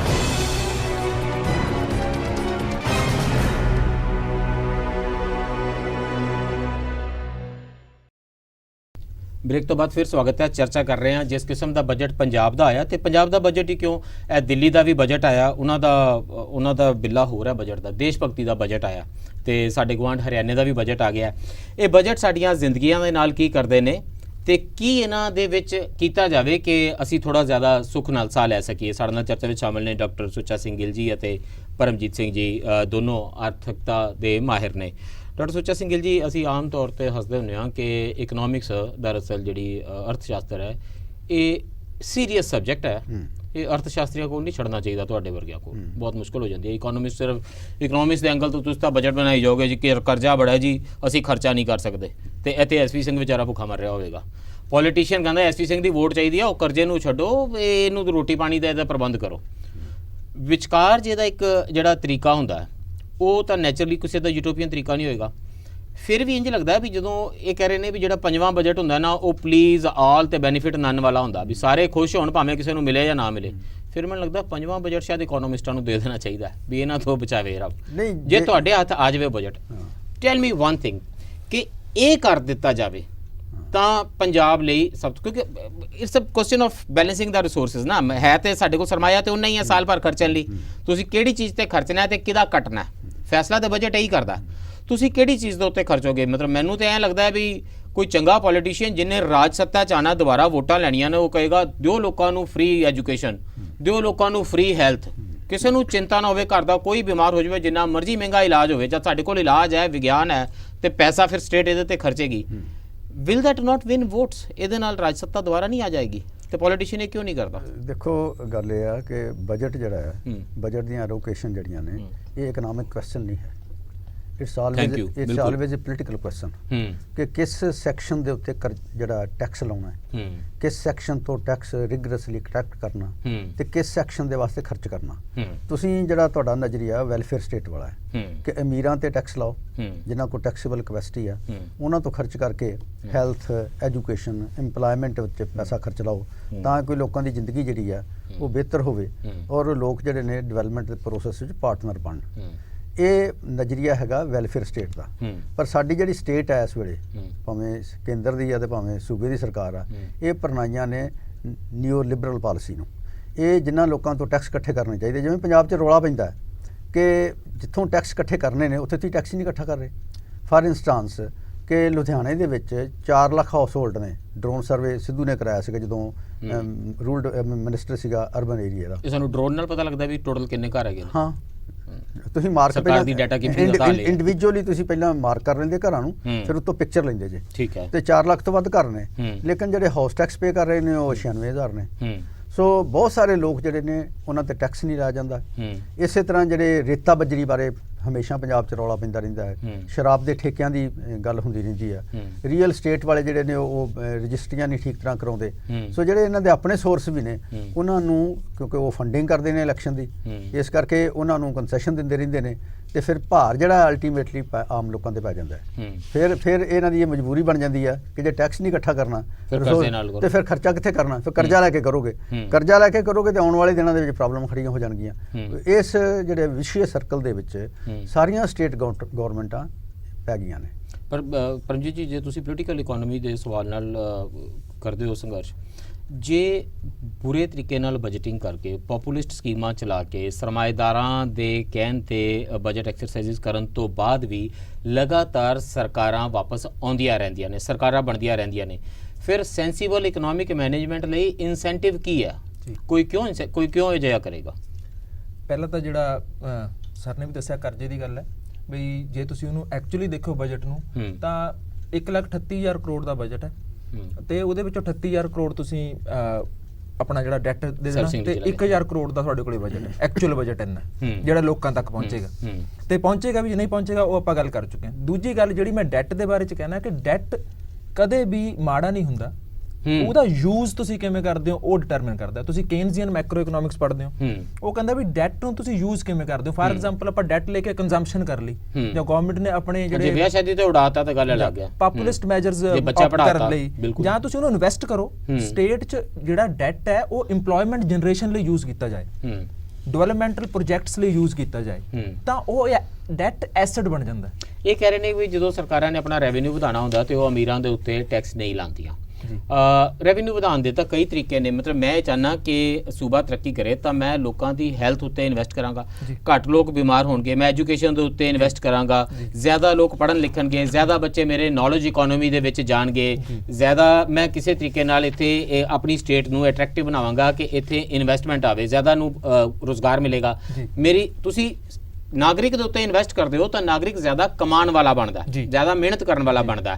ਇਹ ਵੀ ਤਾਂ ਆਮਦਨ ਵਧਾਉਣ ਦਾ ਇੱਕ ਤਰੀਕਾ ਹੈ ਜੀ। ਮਤਲਬ ਜਿਹੜਾ ਤੁਸੀਂ ਇਹ ਗੱਲ ਦੱਸੀ ਬਿਲਕੁਲ ਸਹੀ ਹੈ ਕਿ ਜਿਹੜਾ ਤੁਸੀਂ ਜਦੋਂ ਬਜਟ ਪਾਸ ਕਰਨਾ ਹੁੰਦਾ ਤਾਂ ਬਜਟ ਲੋਕਾਂ ਨਾਲ ਸਿੰਪੈਥੀ ਰੱਖ ਕੇ ਨਹੀਂ ਪਾਸ ਕਰਨਾ ਹੁੰਦਾ, ਰਾਦਰ ਤੁਸੀਂ ਉਹਨਾਂ ਦੀਆਂ ਕੈਪੇਬਿਲਿਟੀਜ਼ ਜਨਰੇਟ ਕਰਨੀਆਂ ਹੁੰਦੀਆਂ ਨੇ। ਅੱਛਾ, ਕੱਲੀ ਹਮਦਰਦੀ ਨਾਲ ਨਹੀਂ, ਹਮਦਰਦੀ ਨਾਲ ਉਹਦਾ ਕੋਈ ਹੱਲ ਨਹੀਂ ਪ੍ਰੋਬਲਮ ਦਾ। ਤੁਸੀਂ ਅੱਜ ਉਹਦਾ ਹਮਦਰਦੀ ਨਾਲ ਤਾਂ ਪੈਨਸ਼ਨ ਮਰੀ ਦੁੱਗਣੀ ਕਰ ਦੋਗੇ, 7.5 ਤੋਂ 1500 ਰੁਪਏ। ਘੱਟੋ ਘੱਟ ਲੋਕਾਂ ਨੂੰ ਕੈਪੇਬਲ ਬਣਾਓ, ਉਹ ਕੈਪੇਬਿਲਿਟੀਜ਼ ਜਨਰੇਟ ਕਰਨ ਵਾਲਾ ਬਜਟ ਹੋਣਾ ਚਾਹੀਦਾ, ਜਾਂ ਡਿਵੈਲਪਮੈਂਟਲ ਓਰੀਐਂਟ ਬਜਟ ਹੋਣਾ ਚਾਹੀਦਾ ਜਿਹਦੇ ਵਿੱਚ ਲੋਕ ਇੰਨਾ ਕੁ ਕੌਨਫੀਡੈਂਟ ਤੇ ਕੈਪੇਬਲ ਮਹਿਸੂਸ ਕਰਨ। ਕੀ ਸਟੇਟ ਅਜਿਹਾ ਕਰ ਸਕਦੀ ਹੈ? ਕਿਉਂਕਿ ਡਾਕਟਰ ਸਾਹਿਬ ਕਹਿ ਰਹੇ ਨੇ ਕਿ ਜੇ ਸੈਂਟਰ ਸਾਡੀ ਜਿਹੜੀ ਡੀਪ ਸਟੇਟ ਹੈ, ਜੇ ਉਹ ਨਿਓ ਲਿਬਰਲ ਪਾਲਿਸੀਜ਼ ਨੂੰ ਪਰਨਾਈ ਹੋਏਗੀ, ਜੇ ਅਸੀਂ ਸਾਮਰਾਜਵਾਦੀ ਸ਼ਕਤੀਆਂ ਦੇ ਨਾਲ ਇਸ ਤਰੀਕੇ ਨਾਲ ਜੁੜ ਚੁੱਕੇ ਹਾਂ, ਭੂਗੋਲਿਕ ਤੌਰ ਦੇ ਉੱਤੇ ਦੁਨੀਆ ਦੇ ਵਿੱਚ ਇੱਕ ਰਿਜੀਮਸ ਬਣ ਚੁੱਕੇ ਨੇ WTO ਦੇ, ਇਸ ਕਿਸਮ ਦੇ, ਅਸੀਂ IMF ਦੀ ਉਹਨਾਂ ਪਾਲਿਸੀਜ਼ ਤੋਂ ਬਹੁਤ ਜ਼ਿਆਦਾ ਇੱਧਰ ਉੱਧਰ ਨਹੀਂ ਜਾ ਸਕਦੇ, ਤਾਂ ਕੀ ਪੰਜਾਬ ਦੇ ਕੋਲ ਕੋਈ ਇਸ ਕਿਸਮ ਕੋਈ ਪ੍ਰਭੂ ਸੱਤਾ ਸੰਪੰਨ ਰਾਜ ਥੋੜੀ ਹੈ ਕਿ ਆਪਣੇ ਹੀ ਤਰੀਕੇ ਨਾਲ ਤੁਸੀਂ ਬਣਾ ਲੋਗੇ? Is it even possible? ਜੇ ਹਿੰਦੁਸਤਾਨ ਵੀ ਇਸ ਕਿਸਮ ਦੇ ਵਡੇਰੇ ਸਟਰਕਚਰ ਦਾ ਇੱਕ ਹਿੱਸਾ ਬਣ ਚੁੱਕਾ ਹੈ, ਕੀ ਮੇਰੀ ਸੋਵਰੀਅਨ ਗਵਰਨਮੈਂਟ ਦੇ ਕੋਲ ਵੀ ਇੰਨੀ ਸਪੇਸ ਹੈ, ਇੰਨਾ ਰੂਮ ਫॉर ਮੈਨੂਵਰਿੰਗ ਹੈ ਕਿ ਉਹ ਇਸ ਕਿਸਮ ਦੇ ਨਾਲ ਆਪਣੇ ਲੋਕਾਂ ਲਈ ਆਪਣੀ ਸਮਝ ਅਨੁਸਾਰ ਬਜਟ ਬਣਾ ਲਵੇ? ਦੇਖੋ, ਜਿਹੜਾ ਨਿਊ ਲਿਬਰਲ ਏਜੰਡੇ ਦਾ ਇਫੈਕਟ ਹੈ ਉਹ ਬਜਟ ਤੇ ਰਹਿੰਦਾ, ਆਪਾਂ ਪਹਿਲਾਂ ਵੀ ਗੱਲ ਕੀਤੀ ਹੈ, ਪਰ ਗਵਰਨਮੈਂਟ ਕੋਲੇ ਜਿਹੜੇ ਵੀ ਰਿਸੋਰਸਸ ਨੇ ਤੁਸੀਂ ਉਹਨੂੰ ਕਿਵੇਂ ਯੂਜ਼ ਕਰਦੇ ਹੋ। ਫਾਰ ਐਗਜ਼ਾਮਪਲ ਅਗਰ ਮੈਂ ਕਹਾਂ ਕਿ ਤੁਸੀਂ ਪਹਿਲੇ 3 ਬਜਟ ਕਹਿੰਦੇ ਰਹੇ ਕਿ ਇੰਡਸਟਰੀਲਾਈਜੇਸ਼ਨ ਕਰਾਂਗੇ, ਇੰਡਸਟਰੀਲਾਈਜੇਸ਼ਨ ਹੋਣਾ ਚਾਹੀਦਾ, ਇੰਡਸਟਰੀਅਲ ਡਿਵੈਲਪਮੈਂਟ ਹੋਣੀ ਚਾਹੀਦੀ, ਉਹ ਤੁਹਾਤੋਂ ਨਹੀਂ ਹੋ ਰਹੀ ਪਿਛਲੇ 20-25 ਸਾਲ ਤੋਂ ਆਪਾਂ ਗੱਲ ਕਰਦੇ ਆ ਰਹੇ ਪੰਜਾਬ 'ਚ। ਤੁਸੀਂ ਕਦੇ ਦੂਜਾ ਐਕਸਪੈਰੀਮੈਂਟ ਕਰਕੇ ਦੇਖੋ ਕਿ ਤੁਸੀਂ ਕੀ ਆਪਣੀ ਸੁਸਾਇਟੀ ਨੂੰ ਨੌਲੇਜ ਇਕਨੋਮੀ ਬਣਾ ਸਕਦੇ ਹੋ? ਕੀ ਤੁਸੀਂ ਪੰਜਾਬ ਨੂੰ ਇੱਥੇ ਐਜੂਕੇਸ਼ਨਲ ਹੱਬ ਬਣਾ ਦਿਓ, ਪੰਜਾਬ ਨੂੰ ਇੱਥੇ ਚੰਗੇ ਡਾਕਟਰਸ ਪ੍ਰੋਡਿਊਸ ਕਰਨ ਦੀ ਕੋਸ਼ਿਸ਼ ਕਰੋ, ਚੰਗੇ ਇੰਜੀਨੀਅਰਸ ਪ੍ਰੋਡਿਊਸ ਕਰਨ ਦੀ ਕੋਸ਼ਿਸ਼ ਕਰੋ, IT ਸੈਕਟਰ ਡਿਵੈਲਪ ਕਰਨ ਦੀ ਕੋਸ਼ਿਸ਼ ਕਰੋ, ਆਪਣੀਆਂ ਸਿਟੀਜ਼ ਨੂੰ ਬੈਂਗਲੌਰ ਟਾਈਪ ਆਫ ਸਿਟੀਜ਼ ਦੀ ਤਰ੍ਹਾਂ ਟਰਾਂਸਫਾਰਮ ਕਰਨ ਦੀ ਕੋਸ਼ਿਸ਼ ਕਰੋ। ਤੁਸੀਂ ਉਧਰ ਨੂੰ ਫੰਡਿੰਗ ਵੀ ਕਰ ਸਕਦੇ ਹੋ, ਜਾਂ ਉਵੇਂ ਦਾ ਕੋਈ ਲੌਂਗ ਟਰਮ ਤੁਹਾਡੇ ਕੋਲ ਵਿਜ਼ਨ ਵੀ ਹੋਣਾ ਚਾਹੀਦਾ ਕਿ ਤੁਸੀਂ ਘੱਟੋ ਘੱਟ 5 ਸਾਲਾਂ 'ਚ ਕੁਝ ਐਵੇਂ ਦੀ ਐਲੋਕੇਸ਼ਨ ਵੀ ਕਰੋ ਤਾਂ ਕਿ ਜਿਹੜੀ ਸੁਸਾਇਟੀ ਆ ਉਹਦਾ ਜਿਹੜਾ ਡਰਾਈਵਰ ਹੈ, ਜਿਹੜਾ ਗਰੋਥ ਡਰਾਈਵਰ ਹੈ, ਉਹ ਹੀ ਸ਼ਿਫਟ ਹੋ ਜੇ। ਇਜ਼ ਦੈਟ ਪੋਸੀਬਲ ਡਾਕਟਰ ਸਾਹਿਬ? ਤੇ ਜੇ ਸੰਭਵ ਹੈ ਤਾਂ ਫਿਰ ਕੀਤਾ ਕਿਉਂ ਨਹੀਂ ਜਾ ਰਿਹਾ? ਅਸੀਂ ਇਸ ਕਿਸਮ ਦੀ ਮਨਸ਼ਾ ਦੇ ਨਾਲ ਕਿਉਂ ਕਦੀ ਕਿਸੇ ਬੈਰੀਕੇਡਾਂ ਪੁੱਟ ਕੇ ਸਿੰਘੂ ਬਾਰਡਰ ਤੇ ਨਹੀਂ ਜਾ ਬੈਂਦੇ ਕਿ ਅਸੀਂ ਇਸ ਕਿਸਮ ਦਾ ਸੂਬਾ ਬਣਨਾ ਚਾਹੁੰਦੇ ਹਾਂ? ਆਫਟਰ ਆਲ ਅਸੀਂ ਅੱਜ ਐਗਰੀਕਲਚਰ ਲਈ ਵੀ ਤਾਂ ਇੱਕ ਲੜਾਈ ਲੜ ਰਹੇ ਹਾਂ। ਇੱਕ ਹਨੇਰੇ ਦੇ ਵਿੱਚ ਸਾਡੀ ਐਗਰੀਕਲਚਰ ਸੀ ਜਿਹਨੇ ਬਹੁਤ ਸਾਰੇ ਲੋਕਾਂ ਨੂੰ ਇੰਪਲੋਇਮੈਂਟ ਦਿੱਤੀ ਹੋਈ ਆ, ਉਹ ਸੈਕਟਰ ਤਬਾਹ ਹੋ ਰਿਹਾ ਸੀ, ਉਹਦੇ ਲਈ ਅਸੀਂ ਲੜ ਰਹੇ ਹਾਂ। ਤਾਂ ਕੀ ਇੱਕ ਅਜਿਹੇ ਲਾਰਜਰ ਸੁਪਨੇ ਲਈ ਵੀ ਅਜਿਹੀ ਲੜਾਈ ਵਿੱਢੀ ਜਾ ਸਕਦੀ ਹੈ? ਐਂਡ ਅਗੇਨ ਜੇ ਇਸ ਕਿਸਮ ਦਾ ਨਿਓ ਲਿਬਰਲ ਰਿਜੀਮ ਹੈ ਤਾਂ ਉਹਦੇ ਵਿੱਚ ਕੋਈ ਸਟੇਟ ਜਾਂ ਕੋਈ ਕੰਟਰੀ ਵੀ ਇਸ ਕਿਸਮ ਦੀ ਲੜਾਈਆਂ ਅਫੋਰਡ ਕਰ ਸਕਦਾ? ਦੇਖੋ, ਗੱਲ ਇਹ ਹੈ ਕਿ ਵਰਸਟ ਸਿਚੁਏਸ਼ਨ ਦੇ ਵਿੱਚ ਵੀ there is always scope for improvement. Within given situation 'ਚ ਵੀ ਕਰ ਸਕਦੇ ਜੇ। ਜੀ, ਹੁਣ ਮੈਂ ਪੰਜਾਬ ਦਾ ਬਜਟ ਦੇਖ ਰਿਹਾ ਸੀਗਾ, ਪਿਛਲੇ ਸਾਲ ਜਿਹੜਾ 1,42,000 ਕਰੋੜ ਦਾ ਬਜਟ ਸੀਗਾ, ਉਹ 'ਚੋਂ ਇਹਨਾਂ ਨੇ ਕੈਪੀਟਲ ਐਕਸਪੈਂਡੀਚਰ 6842 ਕਰੋੜ ਕੀਤਾ। Very small amount. It turns out to be ਕਿੰਨਾ ਬਣ ਜਾਏਗਾ? 8-10% ਬਣੇਗਾ। ਇਸੇ ਤਰ੍ਹਾਂ ਇਸ ਬਜਟ ਦੇ ਵਿੱਚ 14,000 ਕਰੋੜ ਰੱਖੇ ਨੇ। ਸੋ ਵਿਚ ਮੀਨ ਕਿ ਕੈਪੀਟਲ ਐਕਸਪੈਂਡੀਚਰ ਜਿਹੜਾ ਹੈ ਉਹ ਬਹੁਤ ਹੀ ਥੋੜਾ ਹੈਗਾ। ਜਿਹੜਾ ਪਰਮਜੀਤ ਕਹਿ ਰਿਹਾ ਸੀ ਕਿ ਕੈਪੀਟਲ ਐਕਸਪੈਂਡੀਚਰ ਸਰਕਾਰ ਪਰਸੈਂਟੇਜ ਕਰਕੇ ਦੱਸੇਗੀ ਨਾ ਕਿ ਪਿਛਲੇ ਵਾਲੇ ਨਾਲੋਂ 100% ਜ਼ਿਆਦਾ। ਨਹੀਂ 100% ਵੀ ਹੋ ਜਾਏ ਤਾਂ ਵੀ ਕੁਝ ਨਹੀਂ ਹੈ। ਇੰਪਲਾਇਮੈਂਟ ਜਨਰੇਟ ਤਾਂ ਹੀ ਕਰਾਂਗੇ ਜੇ ਕੈਪੀਟਲ ਐਕਸਪੈਂਡੀਚਰ ਹੋਏਗਾ, ਉਹ ਕੋਈ ਕਾਰਖਾਨਾ ਲੱਗੇਗਾ, ਕੋਈ ਹਾਊਸ ਬਣਨਗੇ, ਕੋਈ ਸਮਾਰਟ ਸਿਟੀ ਬਣਨਗੇ, ਕੋਈ ਇੰਫਰਾਸਟ੍ਰਕਚਰ ਇੰਪਰੂਵ ਕਰੇਗਾ। ਤਾਂ ਫਿਜ਼ੀਕਲ ਇੰਫਰਾਸਟ੍ਰਕਚਰ ਇੰਪਰੂਵ ਕਰਨ ਵਾਸਤੇ ਤੁਹਾਨੂੰ ਕੈਪੀਟਲ ਐਕਸਪੈਂਡੀਚਰ ਚਾਹੀਦਾ। ਉਹ ਤਾਂ ਬਹੁਤ ਥੋੜਾ ਹੈ, ਇਹ ਨਹੀਂ ਹੈ।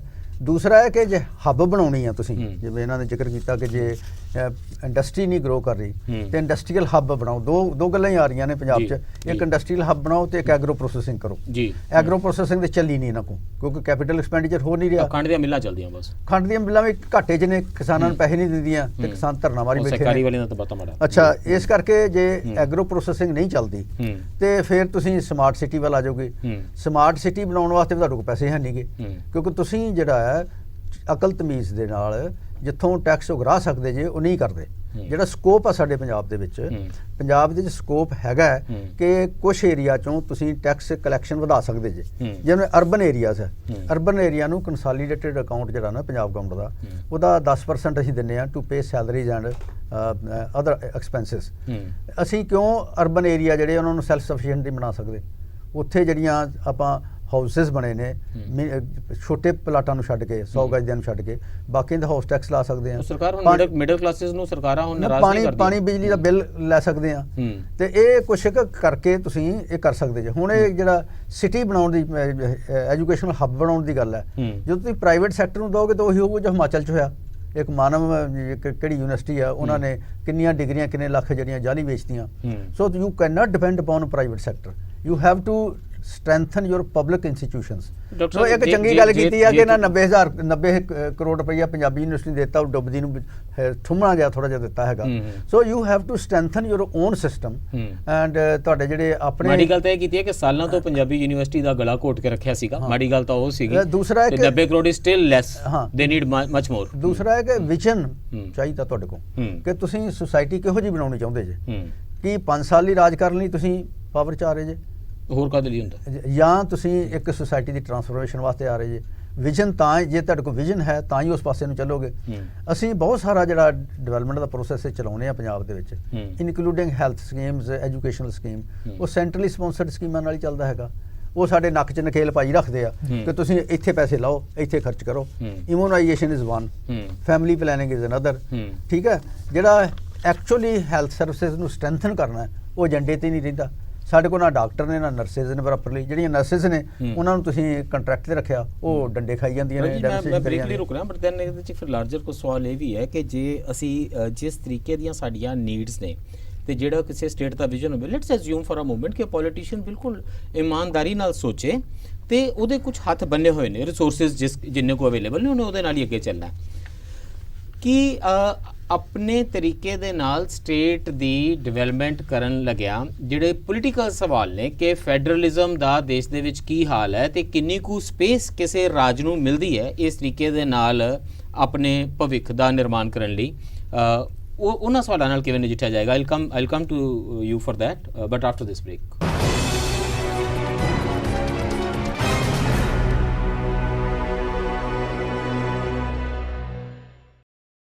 ਬ੍ਰੇਕ ਤੋਂ ਬਾਅਦ ਫਿਰ ਸਵਾਗਤ ਹੈ ਜੀ। ਚਰਚਾ ਕਰ ਰਹੇ ਹਾਂ ਬਜਟ ਬਾਰੇ, ਬਜਟਿੰਗ ਬਾਰੇ।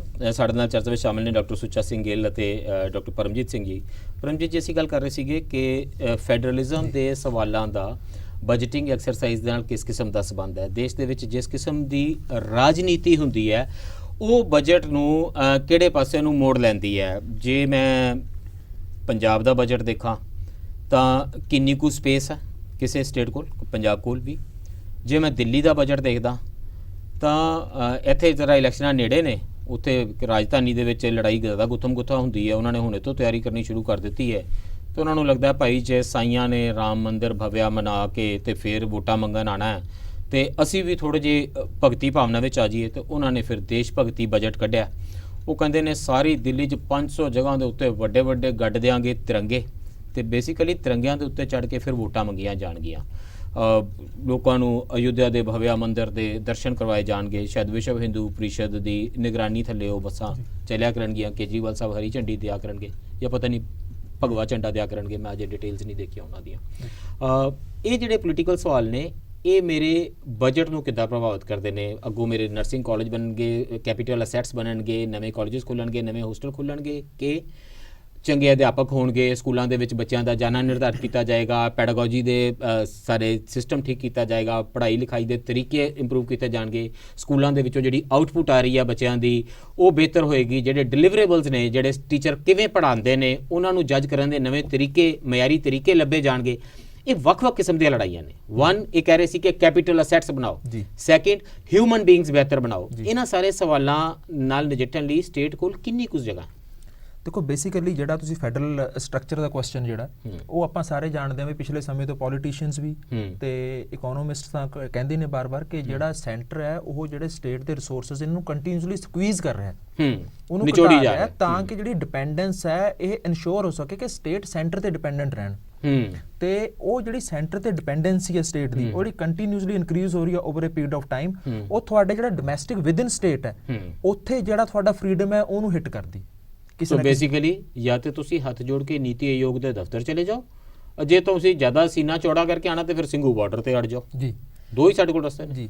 ਨਹੀਂ, ਨੀਤੀ ਆਯੋਗ ਦੇ ਕੋਲ ਕੁਝ ਨਹੀਂ ਹੈ। ਹਾਂ, ਜੋ ਉਹ ਨੀਤੀ ਆਯੋਗ ਦਾ ਤੁਸੀਂ ਜਿਹੜੇ ਮਰਜ਼ੀ ਭਵਨ ਲੈ ਜਾਓ ਜੀ, ਬੇਸਿਕਲੀ ਸਰਕਾਰਾਂ ਸਾਹਮਣੇ ਮੱਥਾ ਟੇਕਣਾ। ਜਿਹੜਾ ਡਿਫਰੈਂਸ ਵੀ ਮਸਟ ਅੰਡਰਸਟੈਂਡ, ਬਿਲਕੁਲ, ਜਿਹੜਾ ਪਲਾਨਿੰਗ ਕਮਿਸ਼ਨ ਚੋਂ ਪੈਸੇ ਦੇਣ ਦਾ ਕੋਈ ਪ੍ਰੋਵੀਜ਼ਨ ਸੀਗਾ, ਉਹ ਨੀਤੀ ਆਯੋਗ ਦੇ ਵਿੱਚ ਤਾਂ ਉਹ ਵੀ ਖਤਮ ਹੋ ਗਿਆ। ਉਹ ਖਤਮ ਹੋ ਗਿਆ, ਗੱਲਾਂ ਬਾਤਾਂ ਨੇ, ਤੇ ਨੀਤੀ ਆਯੋਗ ਕੋ ਜਾਣ ਦਾ ਫਾਇਦਾ ਨਹੀਂ, ਕਿਸੇ ਕੋਈ ਜਾਂਦਾ ਵੀ ਨਹੀਂ। Panchayat minister, welfare minister, defence minister, agriculture minister, ਸਾਰਾ ਕੁਝ ਅਮਿਤ ਸ਼ਾਹ ਜੀ ਨੇ, ਬਾਕੀ ਤੇ ਸਾਰੇ ਬਿੱਲੇ ਜੀ ਨੇ, ਜਿਹੜੇ ਮਰਜ਼ੀ ਦਫ਼ਤਰ ਚ। ਆਪਾਂ ਨੂੰ ਸੈਂਟਰ ਦਾ ਪਤਾ ਹੈ, ਸੋ ਆਪਾਂ ਬਾਰ-ਬਾਰ ਉਹ ਚੀਜ਼ ਬਲੇਮ ਕਰਦੇ ਹਾਂ ਜਿਹੜੇ ਆਪਣੇ ਰਿਸੋਰਸਸ ਨੇ ਉਹਨੂੰ ਆਪਾਂ ਕਿਵੇਂ ਯੂਜ਼ ਕਰੀਏ। ਬਈ ਤੁਸੀਂ ਪੰਜਾਬ ਨੂੰ ਜਿਹੜਾ ਵਰਲਡ ਦੇ ਵਿੱਚ ਜਾਂ ਇੰਡੀਆ ਦੇ ਵਿੱਚ ਇੱਕ ਡੈਟ ਰਿਡਨ ਸਟੇਟ, ਇੱਕ ਐਗਰੀਕਲਚਰਲ ਕ੍ਰਾਈਸਿਸ ਡਰਿਵਨ ਸਟੇਟ ਆਪਾਂ ਪਿਛਲੇ 1991 ਤੋਂ ਬਾਅਦ ਕੰਟੀਨਿਊਸਲੀ ਇਹ ਦਿਖਾਉਂਦੇ ਆ ਰਹੇ ਹਾਂ। ਬਿਲਕੁਲ, ਤੇ ਸਾਡੀ ਇਹੋ ਜਿਹੀ ਇਮੇਜ ਬਣੀ ਹੋਈ ਹੈ। ਤੇ ਸਾਡੇ ਪੋਲੀਟੀਸ਼ੀਅਨਸ ਨੇ ਪਿਛਲੇ 30 ਸਾਲਾਂ 'ਚ ਦੂਸਰਾ ਵਿਜ਼ਨ ਰੀਥਿੰਕ ਨਹੀਂ ਕੀਤਾ ਕਿ ਤੁਸੀਂ ਸਟੇਟ ਨੂੰ ਘੱਟੋ ਘੱਟ ਇੱਕ ਪਾਥ ਤੇ ਲੈ ਕੇ ਜਾਣ ਦੀ ਕੋਸ਼ਿਸ਼ ਕਰੋ ਜਿੱਥੇ ਤੁਹਾਡਾ ਸਟੇਟ ਕਿਸੇ ਵੀ ਏਰੀਆ 'ਚ ਘੱਟੋ ਘੱਟ ਤੁਹਾਨੂੰ ਕੰਪੈਰੇਟਿਵ ਐਡਵਾਂਟੇਜ ਤਾਂ ਹੋਵੇ।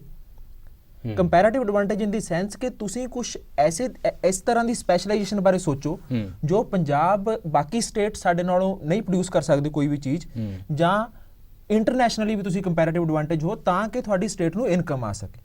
ਕੀ ਤੁਹਾਡੇ ਨਜ਼ਰੀਏ ਦੀ ਕੋਈ ਕਨਫਲਿਕਟ ਹੈ ਉਸ ਮੂਵਮੈਂਟ ਦੇ ਨਾਲ ਜਿਹੜੀ ਇਸ ਵੇਲੇ ਕਿਸਾਨ ਅੰਦੋਲਨ ਦੇ ਵਿੱਚ ਭਖੀ ਹੋਈ ਹੈ? ਕਿਉਂਕਿ ਇਹ ਅੰਦੋਲਨ ਇਸ ਗੱਲ ਨੂੰ ਪਰਨਾਇਆ ਹੋਇਆ ਹੈ ਕਿ ਪੰਜਾਬ ਦੀ ਹੋਣੀ ਇਹਦੀ ਐਗਰੀਰੀਅਨ ਕਲਾਸ ਨੇ, ਇਹਦੇ ਐਗਰੀਰੀਅਨ ਡੈਮੋਗ੍ਰਾਫਿਕ ਨੇ ਤੈਅ ਕਰਨੀ ਹੈ ਤੇ ਸਾਡੀ ਖੇਤੀ ਲਾਹੇਵੰਦ ਹੈ। ਕਿ ਉਸ ਸੈਕਟਰ ਦੇ ਵਿੱਚ ਇੰਨਾ ਪੋਟੈਂਸ਼ੀਅਲ ਹੈ ਕਿ ਉਹਦੇ ਤੇ ਫਰਦਰ ਵਰਕ ਕੀਤਾ ਜਾਵੇ ਕਿ ਤੁਸੀਂ ਇਸ ਥਾਟ ਨੂੰ ਪਰਨਾਇਓ ਕਿ ਇਵੈਂਚੁਅਲੀ ਬਹੁਤ ਸਾਰੇ ਲੋਕਾਂ ਦਾ ਖੇਤੀ ਵਿੱਚੋਂ ਨਿਕਲਣਾ ਤੈਅ ਹੈ ਤੇ ਕਿਸੇ ਤਰੀਕੇ ਨਾਲ ਇੱਕ ਆਲਟਰਨੇਟਿਵ ਵਿਜ਼ਨ ਸੋਚਣਾ ਚਾਹੀਦਾ ਜਿਹਦੇ ਲਈ ਉਹਨੂੰ ਨੌਲੇਜ ਹੱਬ ਹੋਵੇ, ਕੰਪੀਟੀਟਿਵ ਤਰੀਕੇ ਹੋਣ। ਮਤਲਬ ਜਿਹੜਾ ਸ਼ਾਰਟ ਟਰਮ ਦੇਖੋ ਜਿਹੜੇ ਫਾਰਮ ਲਾਜ਼ ਨੇ ਉਹ ਆਬਵੀਅਸਲੀ ਖੇਤੀ ਦੇ ਅਗੇਂਸਟ ਨੇ ਤੇ ਉਹਦੇ ਲਈ ਆਪਾਂ ਨੂੰ ਲੜਨਾ ਚਾਹੀਦਾ, ਇਹਦੇ ਵਿੱਚ ਕੋਈ ਦੋ ਰਾਏ ਨਹੀਂ। ਪਰ ਦੂਜੀ ਗੱਲ ਨਾਲ ਤੁਸੀਂ ਆਲਟਰਨੇਟਿਵ ਪੈਰਾਡਾਈਮ ਵੀ ਇੱਕ ਖੜਾ ਕਰਨਾ ਹੁੰਦਾ ਕਿ ਸਟੇਟ ਨੂੰ ਅਗਰੇਰੀਅਨ ਸਟੇਟ ਬਣਾ ਕੇ ਰੱਖਣਾ ਕੋਈ ਬਹੁਤ ਜ਼ਿਆਦਾ ਪ੍ਰਾਊਡ ਦੀ ਗੱਲ ਨਹੀਂ ਹੁੰਦੀ।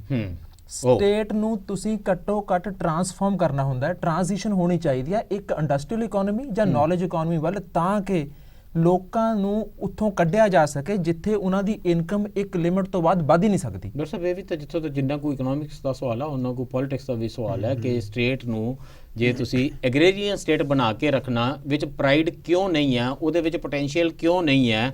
ਆਫਟਰ ਆਲ ਇਹ ਵੀ ਤਾਂ ਨਿਓ ਲਿਬਰਲ ਪਾਲਿਸੀਜ਼ ਦਾ ਹੀ ਇੱਕ ਰਿਜ਼ਲਟ ਹੈ ਕਿ ਅਸੀਂ ਇਸ ਸੈਕਟਰ ਨੂੰ ਦਬਾ ਕੇ ਰੱਖਾਂਗੇ, ਇਹਦੇ ਵਿੱਚ ਪ੍ਰਾਈਸ ਐਡਮਿਨਿਸਟ੍ਰੇਸ਼ਨ ਇਸ ਤਰੀਕੇ ਨਾਲ ਕੀਤੀ ਜਾਏਗੀ ਕਿ ਉਹ ਕਿਸਾਨ ਡਿਪੈਂਡੈਂਟ ਰਹੇਗਾ। ਤੇ ਮੈਂ ਦੂਸਰੀ ਨੌਲੇਜ ਹੱਬ ਦੇ ਵਿੱਚੋਂ, ਨੌਲੇਜ ਇਕੋਨਮੀ ਚੋਂ, ਇੰਡਸਟਰੀਅਲਾਈਜੇਸ਼ਨ ਚੋਂ, ਮੈਨੂਫੈਕਚਰਿੰਗ ਸੈਕਟਰ ਦੇ ਵਿੱਚੋਂ ਆਪਣੀ ਹੋਣੀ ਲੱਭਾਂਗਾ। Is ਦੇयर a conflict? ਨਹੀਂ, ਗੱਲ ਇਹ ਹੈ ਕਿ ਸੋਸਾਇਟੀ ਦੇ ਵਿੱਚ ਕੰਟਰਾਡਿਕਸ਼ਨਸ ਹੋਣਗੀਆਂ, ਇੱਕ ਸੈਕਸ਼ਨ ਦੀ ਦੂਜੇ ਸੈਕਸ਼ਨ ਨਾਲ, ਦੂਜੇ ਦੀ ਤੀਜੇ ਨਾਲ, ਪਰ you have to manage those contradictions. ਉਹ ਮੈਨੇਜ ਕਰਨ ਵਾਸਤੇ ਜਿਵੇਂ ਇਹਨਾਂ ਨੇ ਗੱਲ ਕੀਤੀ ਹੈ ਕਿ ਸ਼ਾਰਟ ਟਰਮ ਦੇ ਵਿੱਚ ਇਸ ਵੇਲੇ ਤੁਹਾਡੇ ਕੋਲ ਕੋਈ ਚਾਰਾ ਨਹੀਂ ਹੈ ਕਿ ਖੇਤੀ ਚੋਂ ਬੰਦੇ ਬਾਹਰ ਕੱਢ ਲਈਏ, ਕਿਉਂਕਿ ਰੁਜ਼ਗਾਰ ਦਾ ਰਸਤਾ ਕੋਈ ਨਹੀਂ ਹੈ। ਜੇ ਖੇਤੀ ਚੋਂ ਫਰਜ਼ ਕਰੋ 5% ਬੰਦੇ ਕੱਢਣੇ ਬਾਹਰ, ਤਾਂ ਉਹਦੇ ਵਾਸਤੇ alternative source of employment generate ਕਰਨੇ ਪੈਣਗੇ। ਉਹਦੇ ਵਾਸਤੇ ਪੰਜਾਬ ਦੇ ਵਿੱਚ ਕਈ ਵਾਰੀ ਐਕਸਰਸਾਈਜ਼ ਹੋਈਆਂ ਨੇ, ਮੈਂ ਵੀ ਉਹਨਾਂ ਦਾ ਪਾਰਟ ਰਿਹਾ ਹੈਗਾ, ਕਿ ਪੰਜਾਬ ਦੇ ਵਿੱਚ ਕੋਈ 10-15 ਹਜ਼ਾਰ ਕਰੋੜ ਦੇ ਐਕਸਟਰਾ ਰਿਸੋਰਸਿਸ ਜਨਰੇਟ ਕਰਨ ਦੀ ਪੋਸੀਬਿਲਿਟੀ ਹੈ। ਉਹ ਨਹੀਂ ਕਰਦੇ ਸਾਡੇ ਪੋਲੀਟੀਸ਼ੀਅਨ। ਜਿਵੇਂ ਪਹਿਲਾਂ ਗੱਲ ਕੀਤੀ ਹੈ, ਰੇਤਾ ਬਜਰੀ 5-6 ਟੈਕਸ ਦੇ ਸੋਰਸਿਸ ਨੇ। ਪੈਟਰੋਲ ਵਾਲਾ ਆਟੋਮੈਟਿਕਲੀ ਕਿਉਂਕਿ ਉਹ ਡਿਜੀਟਾਈਜ਼ ਹੈ, ਉਹ ਤੁਹਾਡੇ ਕੋਲ ਆ ਜਾਂਦਾ। ਬਾਕੀ ਸਾਰਿਆਂ ਦੇ ਵਿੱਚ ਅਸੀਂ ਅੰਡਰ ਕਲੈਕਸ਼ਨ ਕਰ ਰਹੇ ਹਾਂ। ਸੋ ਜੇ ਅਸੀਂ ਉਹਨਾਂ ਨੂੰ ਕਰ ਲਈਏ ਤੇ ਐਗਰੀਰੀਅਨ ਕ੍ਰਾਈਸਿਸ ਨੂੰ ਡੀਲ ਕਰਨ ਵਾਸਤੇ ਤੁਹਾਡੇ ਕੋਲ ਰਿਸੋਰਸਿਸ ਆ ਜਾਣਗੇ। ਉੱਥੇ ਤੁਸੀਂ ਥੋੜੀ ਐਗਰੋ ਪ੍ਰੋਸੈਸਿੰਗ ਪ੍ਰਮੋਟ ਕਰ ਲਓ, ਕੁਝ ਕਿਸਾਨਾਂ ਨੂੰ ਉਹ 'ਚ ਇਨਵੋਲਵ ਕਰ ਲਓ, ਉਹਨਾਂ ਦੇ ਕੋਆਪਰੇਟਿਵ ਬਣਾ ਕੇ। ਇਹ ਤਾਂ ਜੱਬ ਜਿਹੜੀ ਆ ਸਿੰਘੂ ਬਾਰਡਰ ਤੇ ਜਦੋਂ ਸੰਕਟ ਹੱਲ ਹੁੰਦਾ ਹੈ, ਤੁਹਾਨੂੰ ਪੰਜਾਬ 'ਚ ਲੜਨੀ ਪੈਣੀ ਆ। ਔਰ ਪੰਜਾਬ ਦਾ ਪੋਲੀਟੀਸ਼ੀਅਨ ਲੌਂਗ ਟਰਮ ਦੇ ਵਿੱਚ ਇਹ ਗੱਲ ਇਗਨੋਰ ਨਹੀਂ ਕਰ ਸਕਦਾ। ਅੱਜ ਪੰਜਾਬ ਦਾ ਕਿਸਾਨ ਜਿਹੜਾ ਪੰਜਾਬ ਦੇ ਸੋਸ਼ਲ ਮੂਵਮੈਂਟ ਜਿਹੜੀ ਆ ਉਹ ਇੰਨੀ ਅਵੇਅਰ ਆ, ਇੰਨੀ ਵੱਧ ਚੁੱਕੀ ਹੈ ਕਿ ਸਾਡੇ ਲੋਕਲ ਪੋਲੀਟੀਸ਼ੀਅਨ ਨੂੰ ਦੇ ਮਸਟ ਡਿਵੈਲਪ ਅ ਵਿਜ਼ਨ। ਪੋਲੀਟੀਸ਼ੀਅਨ ਦਾ ਮਤਲਬ ਉਹਦੀ ਤਾਂ ਰੈਲੇਵੈਂਸੀ ਵੀ ਜਿਹੜੀ ਆ ਉਹ ਕੁਐਸਚਨ ਹੋ ਰਹੀ ਆ, ਉਹ ਤਾਂ ਇਰੈਲੇਵੈਂਟ ਹੁੰਦਾ ਜਾ ਰਿਹਾ ਸਾਰੀ ਗੇਮ ਦੇ ਵਿੱਚ। ਆਫਟਰ ਕਿਸਾਨਾਂ ਦੇ ਇਲੈਕਸ਼ਨ ਲੜਨੀ ਨਹੀਂ, ਇਲੈਕਸ਼ਨ ਤਾਂ ਪੋਲੀਟੀਕਲ ਪਾਰਟੀਆਂ ਨੇ ਲੜਨੀ। I don't know. ਔਰ ਇਹ ਜਿਹੜੇ ਕਿਸਾਨ ਨੇ, ਆਈ ਡੋਂਟ ਨੋ ਕਿ ਕਿਸਾਨਾਂ ਨੇ ਇਲੈਕਸ਼ਨ ਨਹੀਂ ਲੜਨੀ। ਜਿਸ ਵੇਲੇ ਇੰਨੀਆਂ ਧਿਰਾਂ ਉੱਥੋਂ ਜਿੱਤ ਕੇ ਜਾਂ ਹਾਰ ਕੇ ਜਿਸ ਵੇਲੇ ਵਾਪਸ ਪੰਜਾਬ ਆਉਣਗੀਆਂ ਤੇ ਇਹ ਇੰਨੇ ਬੁਰੀ ਤਰੀਕੇ ਦੇ ਨਾਲ ਜਾਂ ਇੰਨੇ ਚੰਗੇ ਤਰੀਕੇ ਦੇ ਨਾਲ ਪੋਲੀਟੀਸਾਈਜ਼ਡ ਹੋ ਚੁੱਕੇ ਲੋਕ ਇਹ ਕਹਿਣਗੇ ਕਿ ਮੈਨੂੰ ਇਹਦੇ ਨਾਲ ਕੋਈ ਮਤਲਬ ਨਹੀਂ ਹੈ ਜੀ ਕਿ ਕਿਹੜੀ ਪਾਰਟੀ ਕੀ ਕਰਦੀ ਹੈ। ਇਸ ਵੇਲੇ ਕਨਫਿਊਜ਼ਨ ਹੈ ਕਿ ਲਾਰਜ ਨੰਬਰ ਯੂਨੀਅਨ ਜਿਹੜੀਆਂ ਨੇ ਉਹ ਨੌਨ ਪੋਲੀਟੀਕਲ ਆਰਗੇਨਾਈਜੇਸ਼ਨ ਆਪਣੇ ਆਪ ਨੂੰ ਮੰਨਦੀਆਂ ਨੇ, ਸੋ ਇਲੈਕਸ਼ਨ ਹੀ ਲੜਨੀ ਉਹਨਾਂ ਨੇ। ਜੇ ਲੜਦੇ ਨੇ ਤਾਂ ਵੀ ਗੁੱਡ ਥਿੰਗ, ਫਿਰ ਵੀ ਉਹਨਾਂ ਨੂੰ ਵੀ ਵਿਜ਼ਨ ਡਿਵੈਲਪ ਕਰਨਾ। ਉਹ ਸਵਾਲ ਵੀ ਖੜੇ ਹੋਣਗੇ ਕਿ ਕਿਹੋ ਜਿਹਾ ਤੁਸੀਂ ਪੰਜਾਬ ਬਣਾਉਣਾ ਹੈ। ਪਰ ਪਰਮਜੀਤ ਜੀ, ਇਹ ਸਾਰੀ ਜਿਹੜੀ ਤੁਹਾਡੀ ਇਕਨੋਮਿਕਸ ਹੈ, ਬਜਟ ਬਾਰੇ ਆਪਣੀ ਗੱਲਬਾਤ ਹੈ, ਇਹ ਇੰਨੀ ਕੱਟ ਐਂਡ ਰਾਈਡ ਹੁੰਦੀ ਹੈ ਕਿ ਦੇਸ਼ ਦੇ ਵਿੱਚ ਲੋਕਤੰਤਰ ਦਾ ਕੀ ਹਾਲ ਹੈ। ਸਾਨੂੰ ਕਦੀ ਕੋਈ ਇੰਸਟੀਚਿਊਟ ਦੱਸ ਦਿੰਦਾ ਕਿ ਤੁਸੀਂ ਹੁਣ ਡੈਮੋਕ੍ਰੇਸੀ ਨਹੀਂ ਰਹੇ ਜੀ, ਤੁਸੀਂ ਤੇ ਇਲੈਕਟੋਰਲ ਆਟੋਕ੍ਰੇਸੀ ਹੋ ਗਏ ਹੋ। ਜਦੋਂ ਤੋਂ ਭਾਰਤੀ ਜਨਤਾ ਪਾਰਟੀ ਆਈ ਹੈ, ਜਰਮਨ ਯੂਨੀਵਰਸਿਟੀ ਵਾਲਿਆਂ ਦਾ ਇੰਸਟੀਚਿਊਟ ਹੈ ਵੀਡੈਮ, ਉਹਨਾਂ ਨੇ ਇੱਕ ਰਿਪੋਰਟ ਜਾਰੀ ਕਰ ਦਿੱਤੀ ਹੈ। ਇਸ ਤੋਂ ਪਹਿਲਾਂ ਉਹ NGO ਸੀ ਯੂਨਾਈਟਿਡ ਸਟੇਟਸ ਦੀ, ਅੱਜ ਕਿ ਉਹ ਸਰਕਾਰੀ NGO ਹੈ ਬੇਸਿਕਲੀ, ਫਰੀडम ਹਾਊਸ, ਜਿਨ੍ਹਾਂ ਨੇ ਕਿਹਾ ਸੀ ਕਿ ਤੁਸੀਂ ਪਹਿਲਾਂ ਤੇ ਫ੍ਰੀ ਹੁੰਦੇ ਸੀ ਜੀ, ਆਜ਼ਾਦ ਮੁਲਕ ਸੀ, ਹੁਣ ਤੁਸੀਂ ਪਾਰਸ਼ੀਅਲੀ ਫ੍ਰੀ ਹੋ, ਹੈ ਨਾ, ਥੋੜੇ ਦੇ ਗੁਲਾਮ ਦੁਆਰਾ ਹੋ ਰਹੇ ਹੋ। ਫਿਰ ਅਜੇ ਕਰੋਨਾ ਤੇ ਉਹ ਰਿਪੋਰਟ ਇਕੱਠੀ ਆਈ ਸੀ ਜਿਹੜੀ ਰਿਪੋਰਟਰਸ ਵਿਦਆਊਟ ਬਾਰਡਰਸ ਵਾਲੀ, ਉਹਨਾਂ ਨੇ ਕਿਹਾ ਸੀ ਕਿ ਭਾਈ ਹਿੰਦੁਸਤਾਨੀਓ, ਤੁਸੀਂ ਚੀਨ, ਰੂਸ, ਈਰਾਨ, ਸਾਊਦੀ ਅਰੇਬੀਆ ਸਭ ਤੋਂ ਜ਼ਿਆਦਾ ਉਹਨਾਂ ਦੇਸ਼ਾਂ ਦੇ ਵਿੱਚੋਂ ਹੈ ਉਹ ਜਿਹੜੇ ਪੱਤਰਕਾਰਾਂ ਨੂੰ ਦਬਾ ਕੇ ਰੱਖਦੇ ਨੇ, ਡਿਜੀਟਲ ਪ੍ਰੀਡੇਟਰਸ ਉਹਨਾਂ ਨੇ ਕਿਹਾ ਸੀਗਾ। ਤੇ ਪਿਛਲੀ ਵਿਸਾਖੀ ਦੀ ਗੱਲ ਹੈ ਜਦੋਂ US ਰਿਲੀਜੀਅਸ ਫਰੀडम ਮੋਨੀਟਰ ਨੇ ਕਿਹਾ ਸਟੇਟ ਡਿਪਾਰਟਮੈਂਟ ਨੂੰ, ਅਮਰੀਕਾ ਦਾ ਸਟੇਟ ਡਿਪਾਰਟਮੈਂਟ, ਅਮਰੀਕਾ ਦਾ ਰਾਸ਼ਟਰਪਤੀ ਸਾਡੇ ਸਾਰਿਆਂ ਦੇ ਰਾਸ਼ਟਰਪਤੀ ਹੁੰਦਾ ਜਿੱਦਾਂ ਦੀ ਦੁਨੀਆ ਬਣ ਗਈ ਹੈ, ਉਹਨਾਂ ਨੇ ਕਿਹਾ ਵੀ ਇਹਨਾਂ ਤੇ ਨਾ ਨਜ਼ਰ ਰੱਖਣੀ ਚਾਹੀਦੀ ਹੈ। ਨਾਰਥ ਕੋਰੀਆ, ਚੀਨ, ਪਾਕਿਸਤਾਨ, ਸਾਊਦੀ ਅਰੇਬੀਆ ਦੇ ਨਾਲ ਹਿੰਦੁਸਤਾਨ ਵੀ ਇਹਨਾਂ ਦੇ ਵਿੱਚ ਹੈ, ਰੂਸ ਤੇ ਵਾਂਗ ਹੀ। ਇਹਨਾਂ ਤੇ ਨਜ਼ਰ ਰੱਖਣੀ ਚਾਹੀਦੀ ਹੈ ਵੀ ਰਿਲੀਜੀਅਸ ਫਰੀडम ਕਿੰਨਾ ਕੁ ਹੈ। ਜੇ ਇਹ ਲੋਕਤੰਤਰ ਦਾ ਖੱਕ ਹੈ ਤਾਂ ਇਹਦੇ ਵਿੱਚ ਇਕਨੋਮਿਕਸ ਦੇ ਸਵਾਲ, ਬਜਟ ਦੇ ਸਵਾਲ, ਰਿਸੋਰਸਿਸ ਦੀ ਐਲੋਕੇਸ਼ਨ ਦੇ ਸਵਾਲ ਇੰਨੇ ਕੱਟ ਐਂਡ ਰਾਈਡ ਨੇ ਕਿ ਆਪਸ ਵਿੱਚ ਬੁਰੀ ਤਰ੍ਹਾਂ ਨਾਲ ਜੁੜੇ ਹੋਏ ਨੇ। ਦੇਖੋ, ਇਹ ਦੋਨੇ ਤਰ੍ਹਾਂ ਦਾ ਤੁਸੀਂ ਮੈਂ ਲੜਾਈ ਕਿੱਥੇ ਕਿਹੜੇ ਫਰੰਟ ਦੇ ਉੱਤੇ ਲੜਾਂ। ਦੇਖੋ, ਇਹ ਦੋਨੇ ਇਹਨੂੰ ਆਪਾਂ ਇੱਕ ਪਾਰਟਿਕੂਲਰ ਕੈਟਾਗਰੀ 'ਚ ਪਾਉਂਦੇ ਆ ਕਿ ਜਿਹੜਾ ਇੰਡੀਅਨ ਸਟੇਟ ਦਾ ਕਰੈਕਟਰ ਹੈ over a period of time 2014 ਤੋਂ ਬਾਅਦ ਜਿਹੜਾ ਚੇਂਜ ਹੋਇਆ, ਉਹਨੂੰ ਆਪਾਂ ਕਹਿੰਦੇ ਆ ਅਥੋਰੀਟੇਰੀਅਨ ਨਿਊ ਲਿਬਰਲਿਜ਼ਮ। ਕਿ ਅਥੋਰੀਟੇਰੀਅਨ ਨਿਊ ਲਿਬਰਲਿਜ਼ਮ ਨੂੰ ਜੇ ਮੈਂ ਕਹਾਂ ਕਿ ਸਟੇਟ ਪੋਲੀਟੀਕਲ ਸਫੀਅਰ ਨੂੰ ਪੂਰੀ ਤਰ੍ਹਾਂ ਕੰਟਰੋਲ ਰੱਖਦਾ ਤੇ ਜਿਹੜਾ ਇਕਨੋਮਿਕ ਸਫੀਅਰ ਆ ਉਹਨੂੰ ਅਲਟਰਾ ਲਿਬਰਲ ਕਰਨ ਦੀ ਕੋਸ਼ਿਸ਼ ਕਰਦਾ। ਜਦੋਂ ਇਹ ਦੋ ਪਾਵਰਸ ਆਪਸ ਚ ਅਲਾਈਨ ਹੁੰਦੀਆਂ, ਮੇਰੀ ਜਾਨ ਤਾਂ ਦੋਨੋਂ ਪਾਸਿਓਂ ਕੁੜਕੀ ਵਿੱਚ ਆਈ ਹੈ ਨਾ ਕਿ ਤੁਸੀਂ ਮੈਨੂੰ ਨਹੀਂ ਕੁੜਕੀ ਇੰਨੀ ਹੁੰਦੀ, ਤੁਸੀਂ ਮੈਨੂੰ ਬੋਲਣ ਜੋਗਾ ਨਹੀਂ ਛੱਡੋਗੇ, ਰੋਣ ਜੋਗਾ ਨਹੀਂ ਛੱਡੋਗੇ ਤੇ ਖਾਣ ਜੋਗਾ, ਮਤਲਬ you will give me circus and bread. ਜੇ present budget government of India ਦੇਖੋ, ਉਹ ਕਾਫੀ ਵੱਡਾ ਹਿੱਸਾ ਬਜਟ ਦਾ ਜਿਹੜਾ ਹੈ ਉਹ ਜਾਇਦਾਦ ਵੇਚ ਕੇ ਪੂਰਾ ਕਰਨਾ ਚਾਹੁੰਦੇ ਨੇ। Privatisation public sector enterprise, Visakhapatnam ਦੇ ਵਿੱਚ ਜਿਹੜਾ ਸਟੀਲ ਪਲਾਂਟ ਹੈ ਉਹਦੀ ਇੰਨੀ ਵੱਡੀ ਲੜਾਈ ਚੱਲ ਰਹੀ ਹੈ ਜਿੰਨੀ ਸਿੰਘੂ ਬਾਰਡਰ ਦੇ ਵਿੱਚ ਚੱਲ ਰਹੀ ਹੈਗੀ ਆ। ਸੋ ਜਿਹੜੀਆਂ ਨੌਕਰੀਆਂ ਦਾ ਸਵਾਲ ਹੈ ਤੇ ਕੁਆਲਿਟੀ ਆਫ ਏਮਪਲੋਇਮੈਂਟ ਹੈ ਜਿਹਦੀ ਆਪਾਂ ਗੱਲ ਕਰ ਰਹੇ ਸੀਗੇ, ਜੇ ਖੇਤੀ ਦੇ ਵਿੱਚੋਂ ਕੁਝ ਪਰਸੈਂਟੇਜ ਆਬਾਦੀ ਕਿਸੇ ਸਟੇਜ ਦੇ ਵਿੱਚ ਵੀ ਬਾਹਰ ਕੱਢਣੀ ਆ ਤਾਂ ਉਹਨਾਂ ਨੂੰ ਕੁਆਲਿਟੀ ਆਫ ਏਮਪਲੋਇਮੈਂਟ ਦੇਣੀ ਪਏਗੀ ਨਾ। ਉਹ ਕਿੱਥੇ ਦੇਵਾਂਗੇ?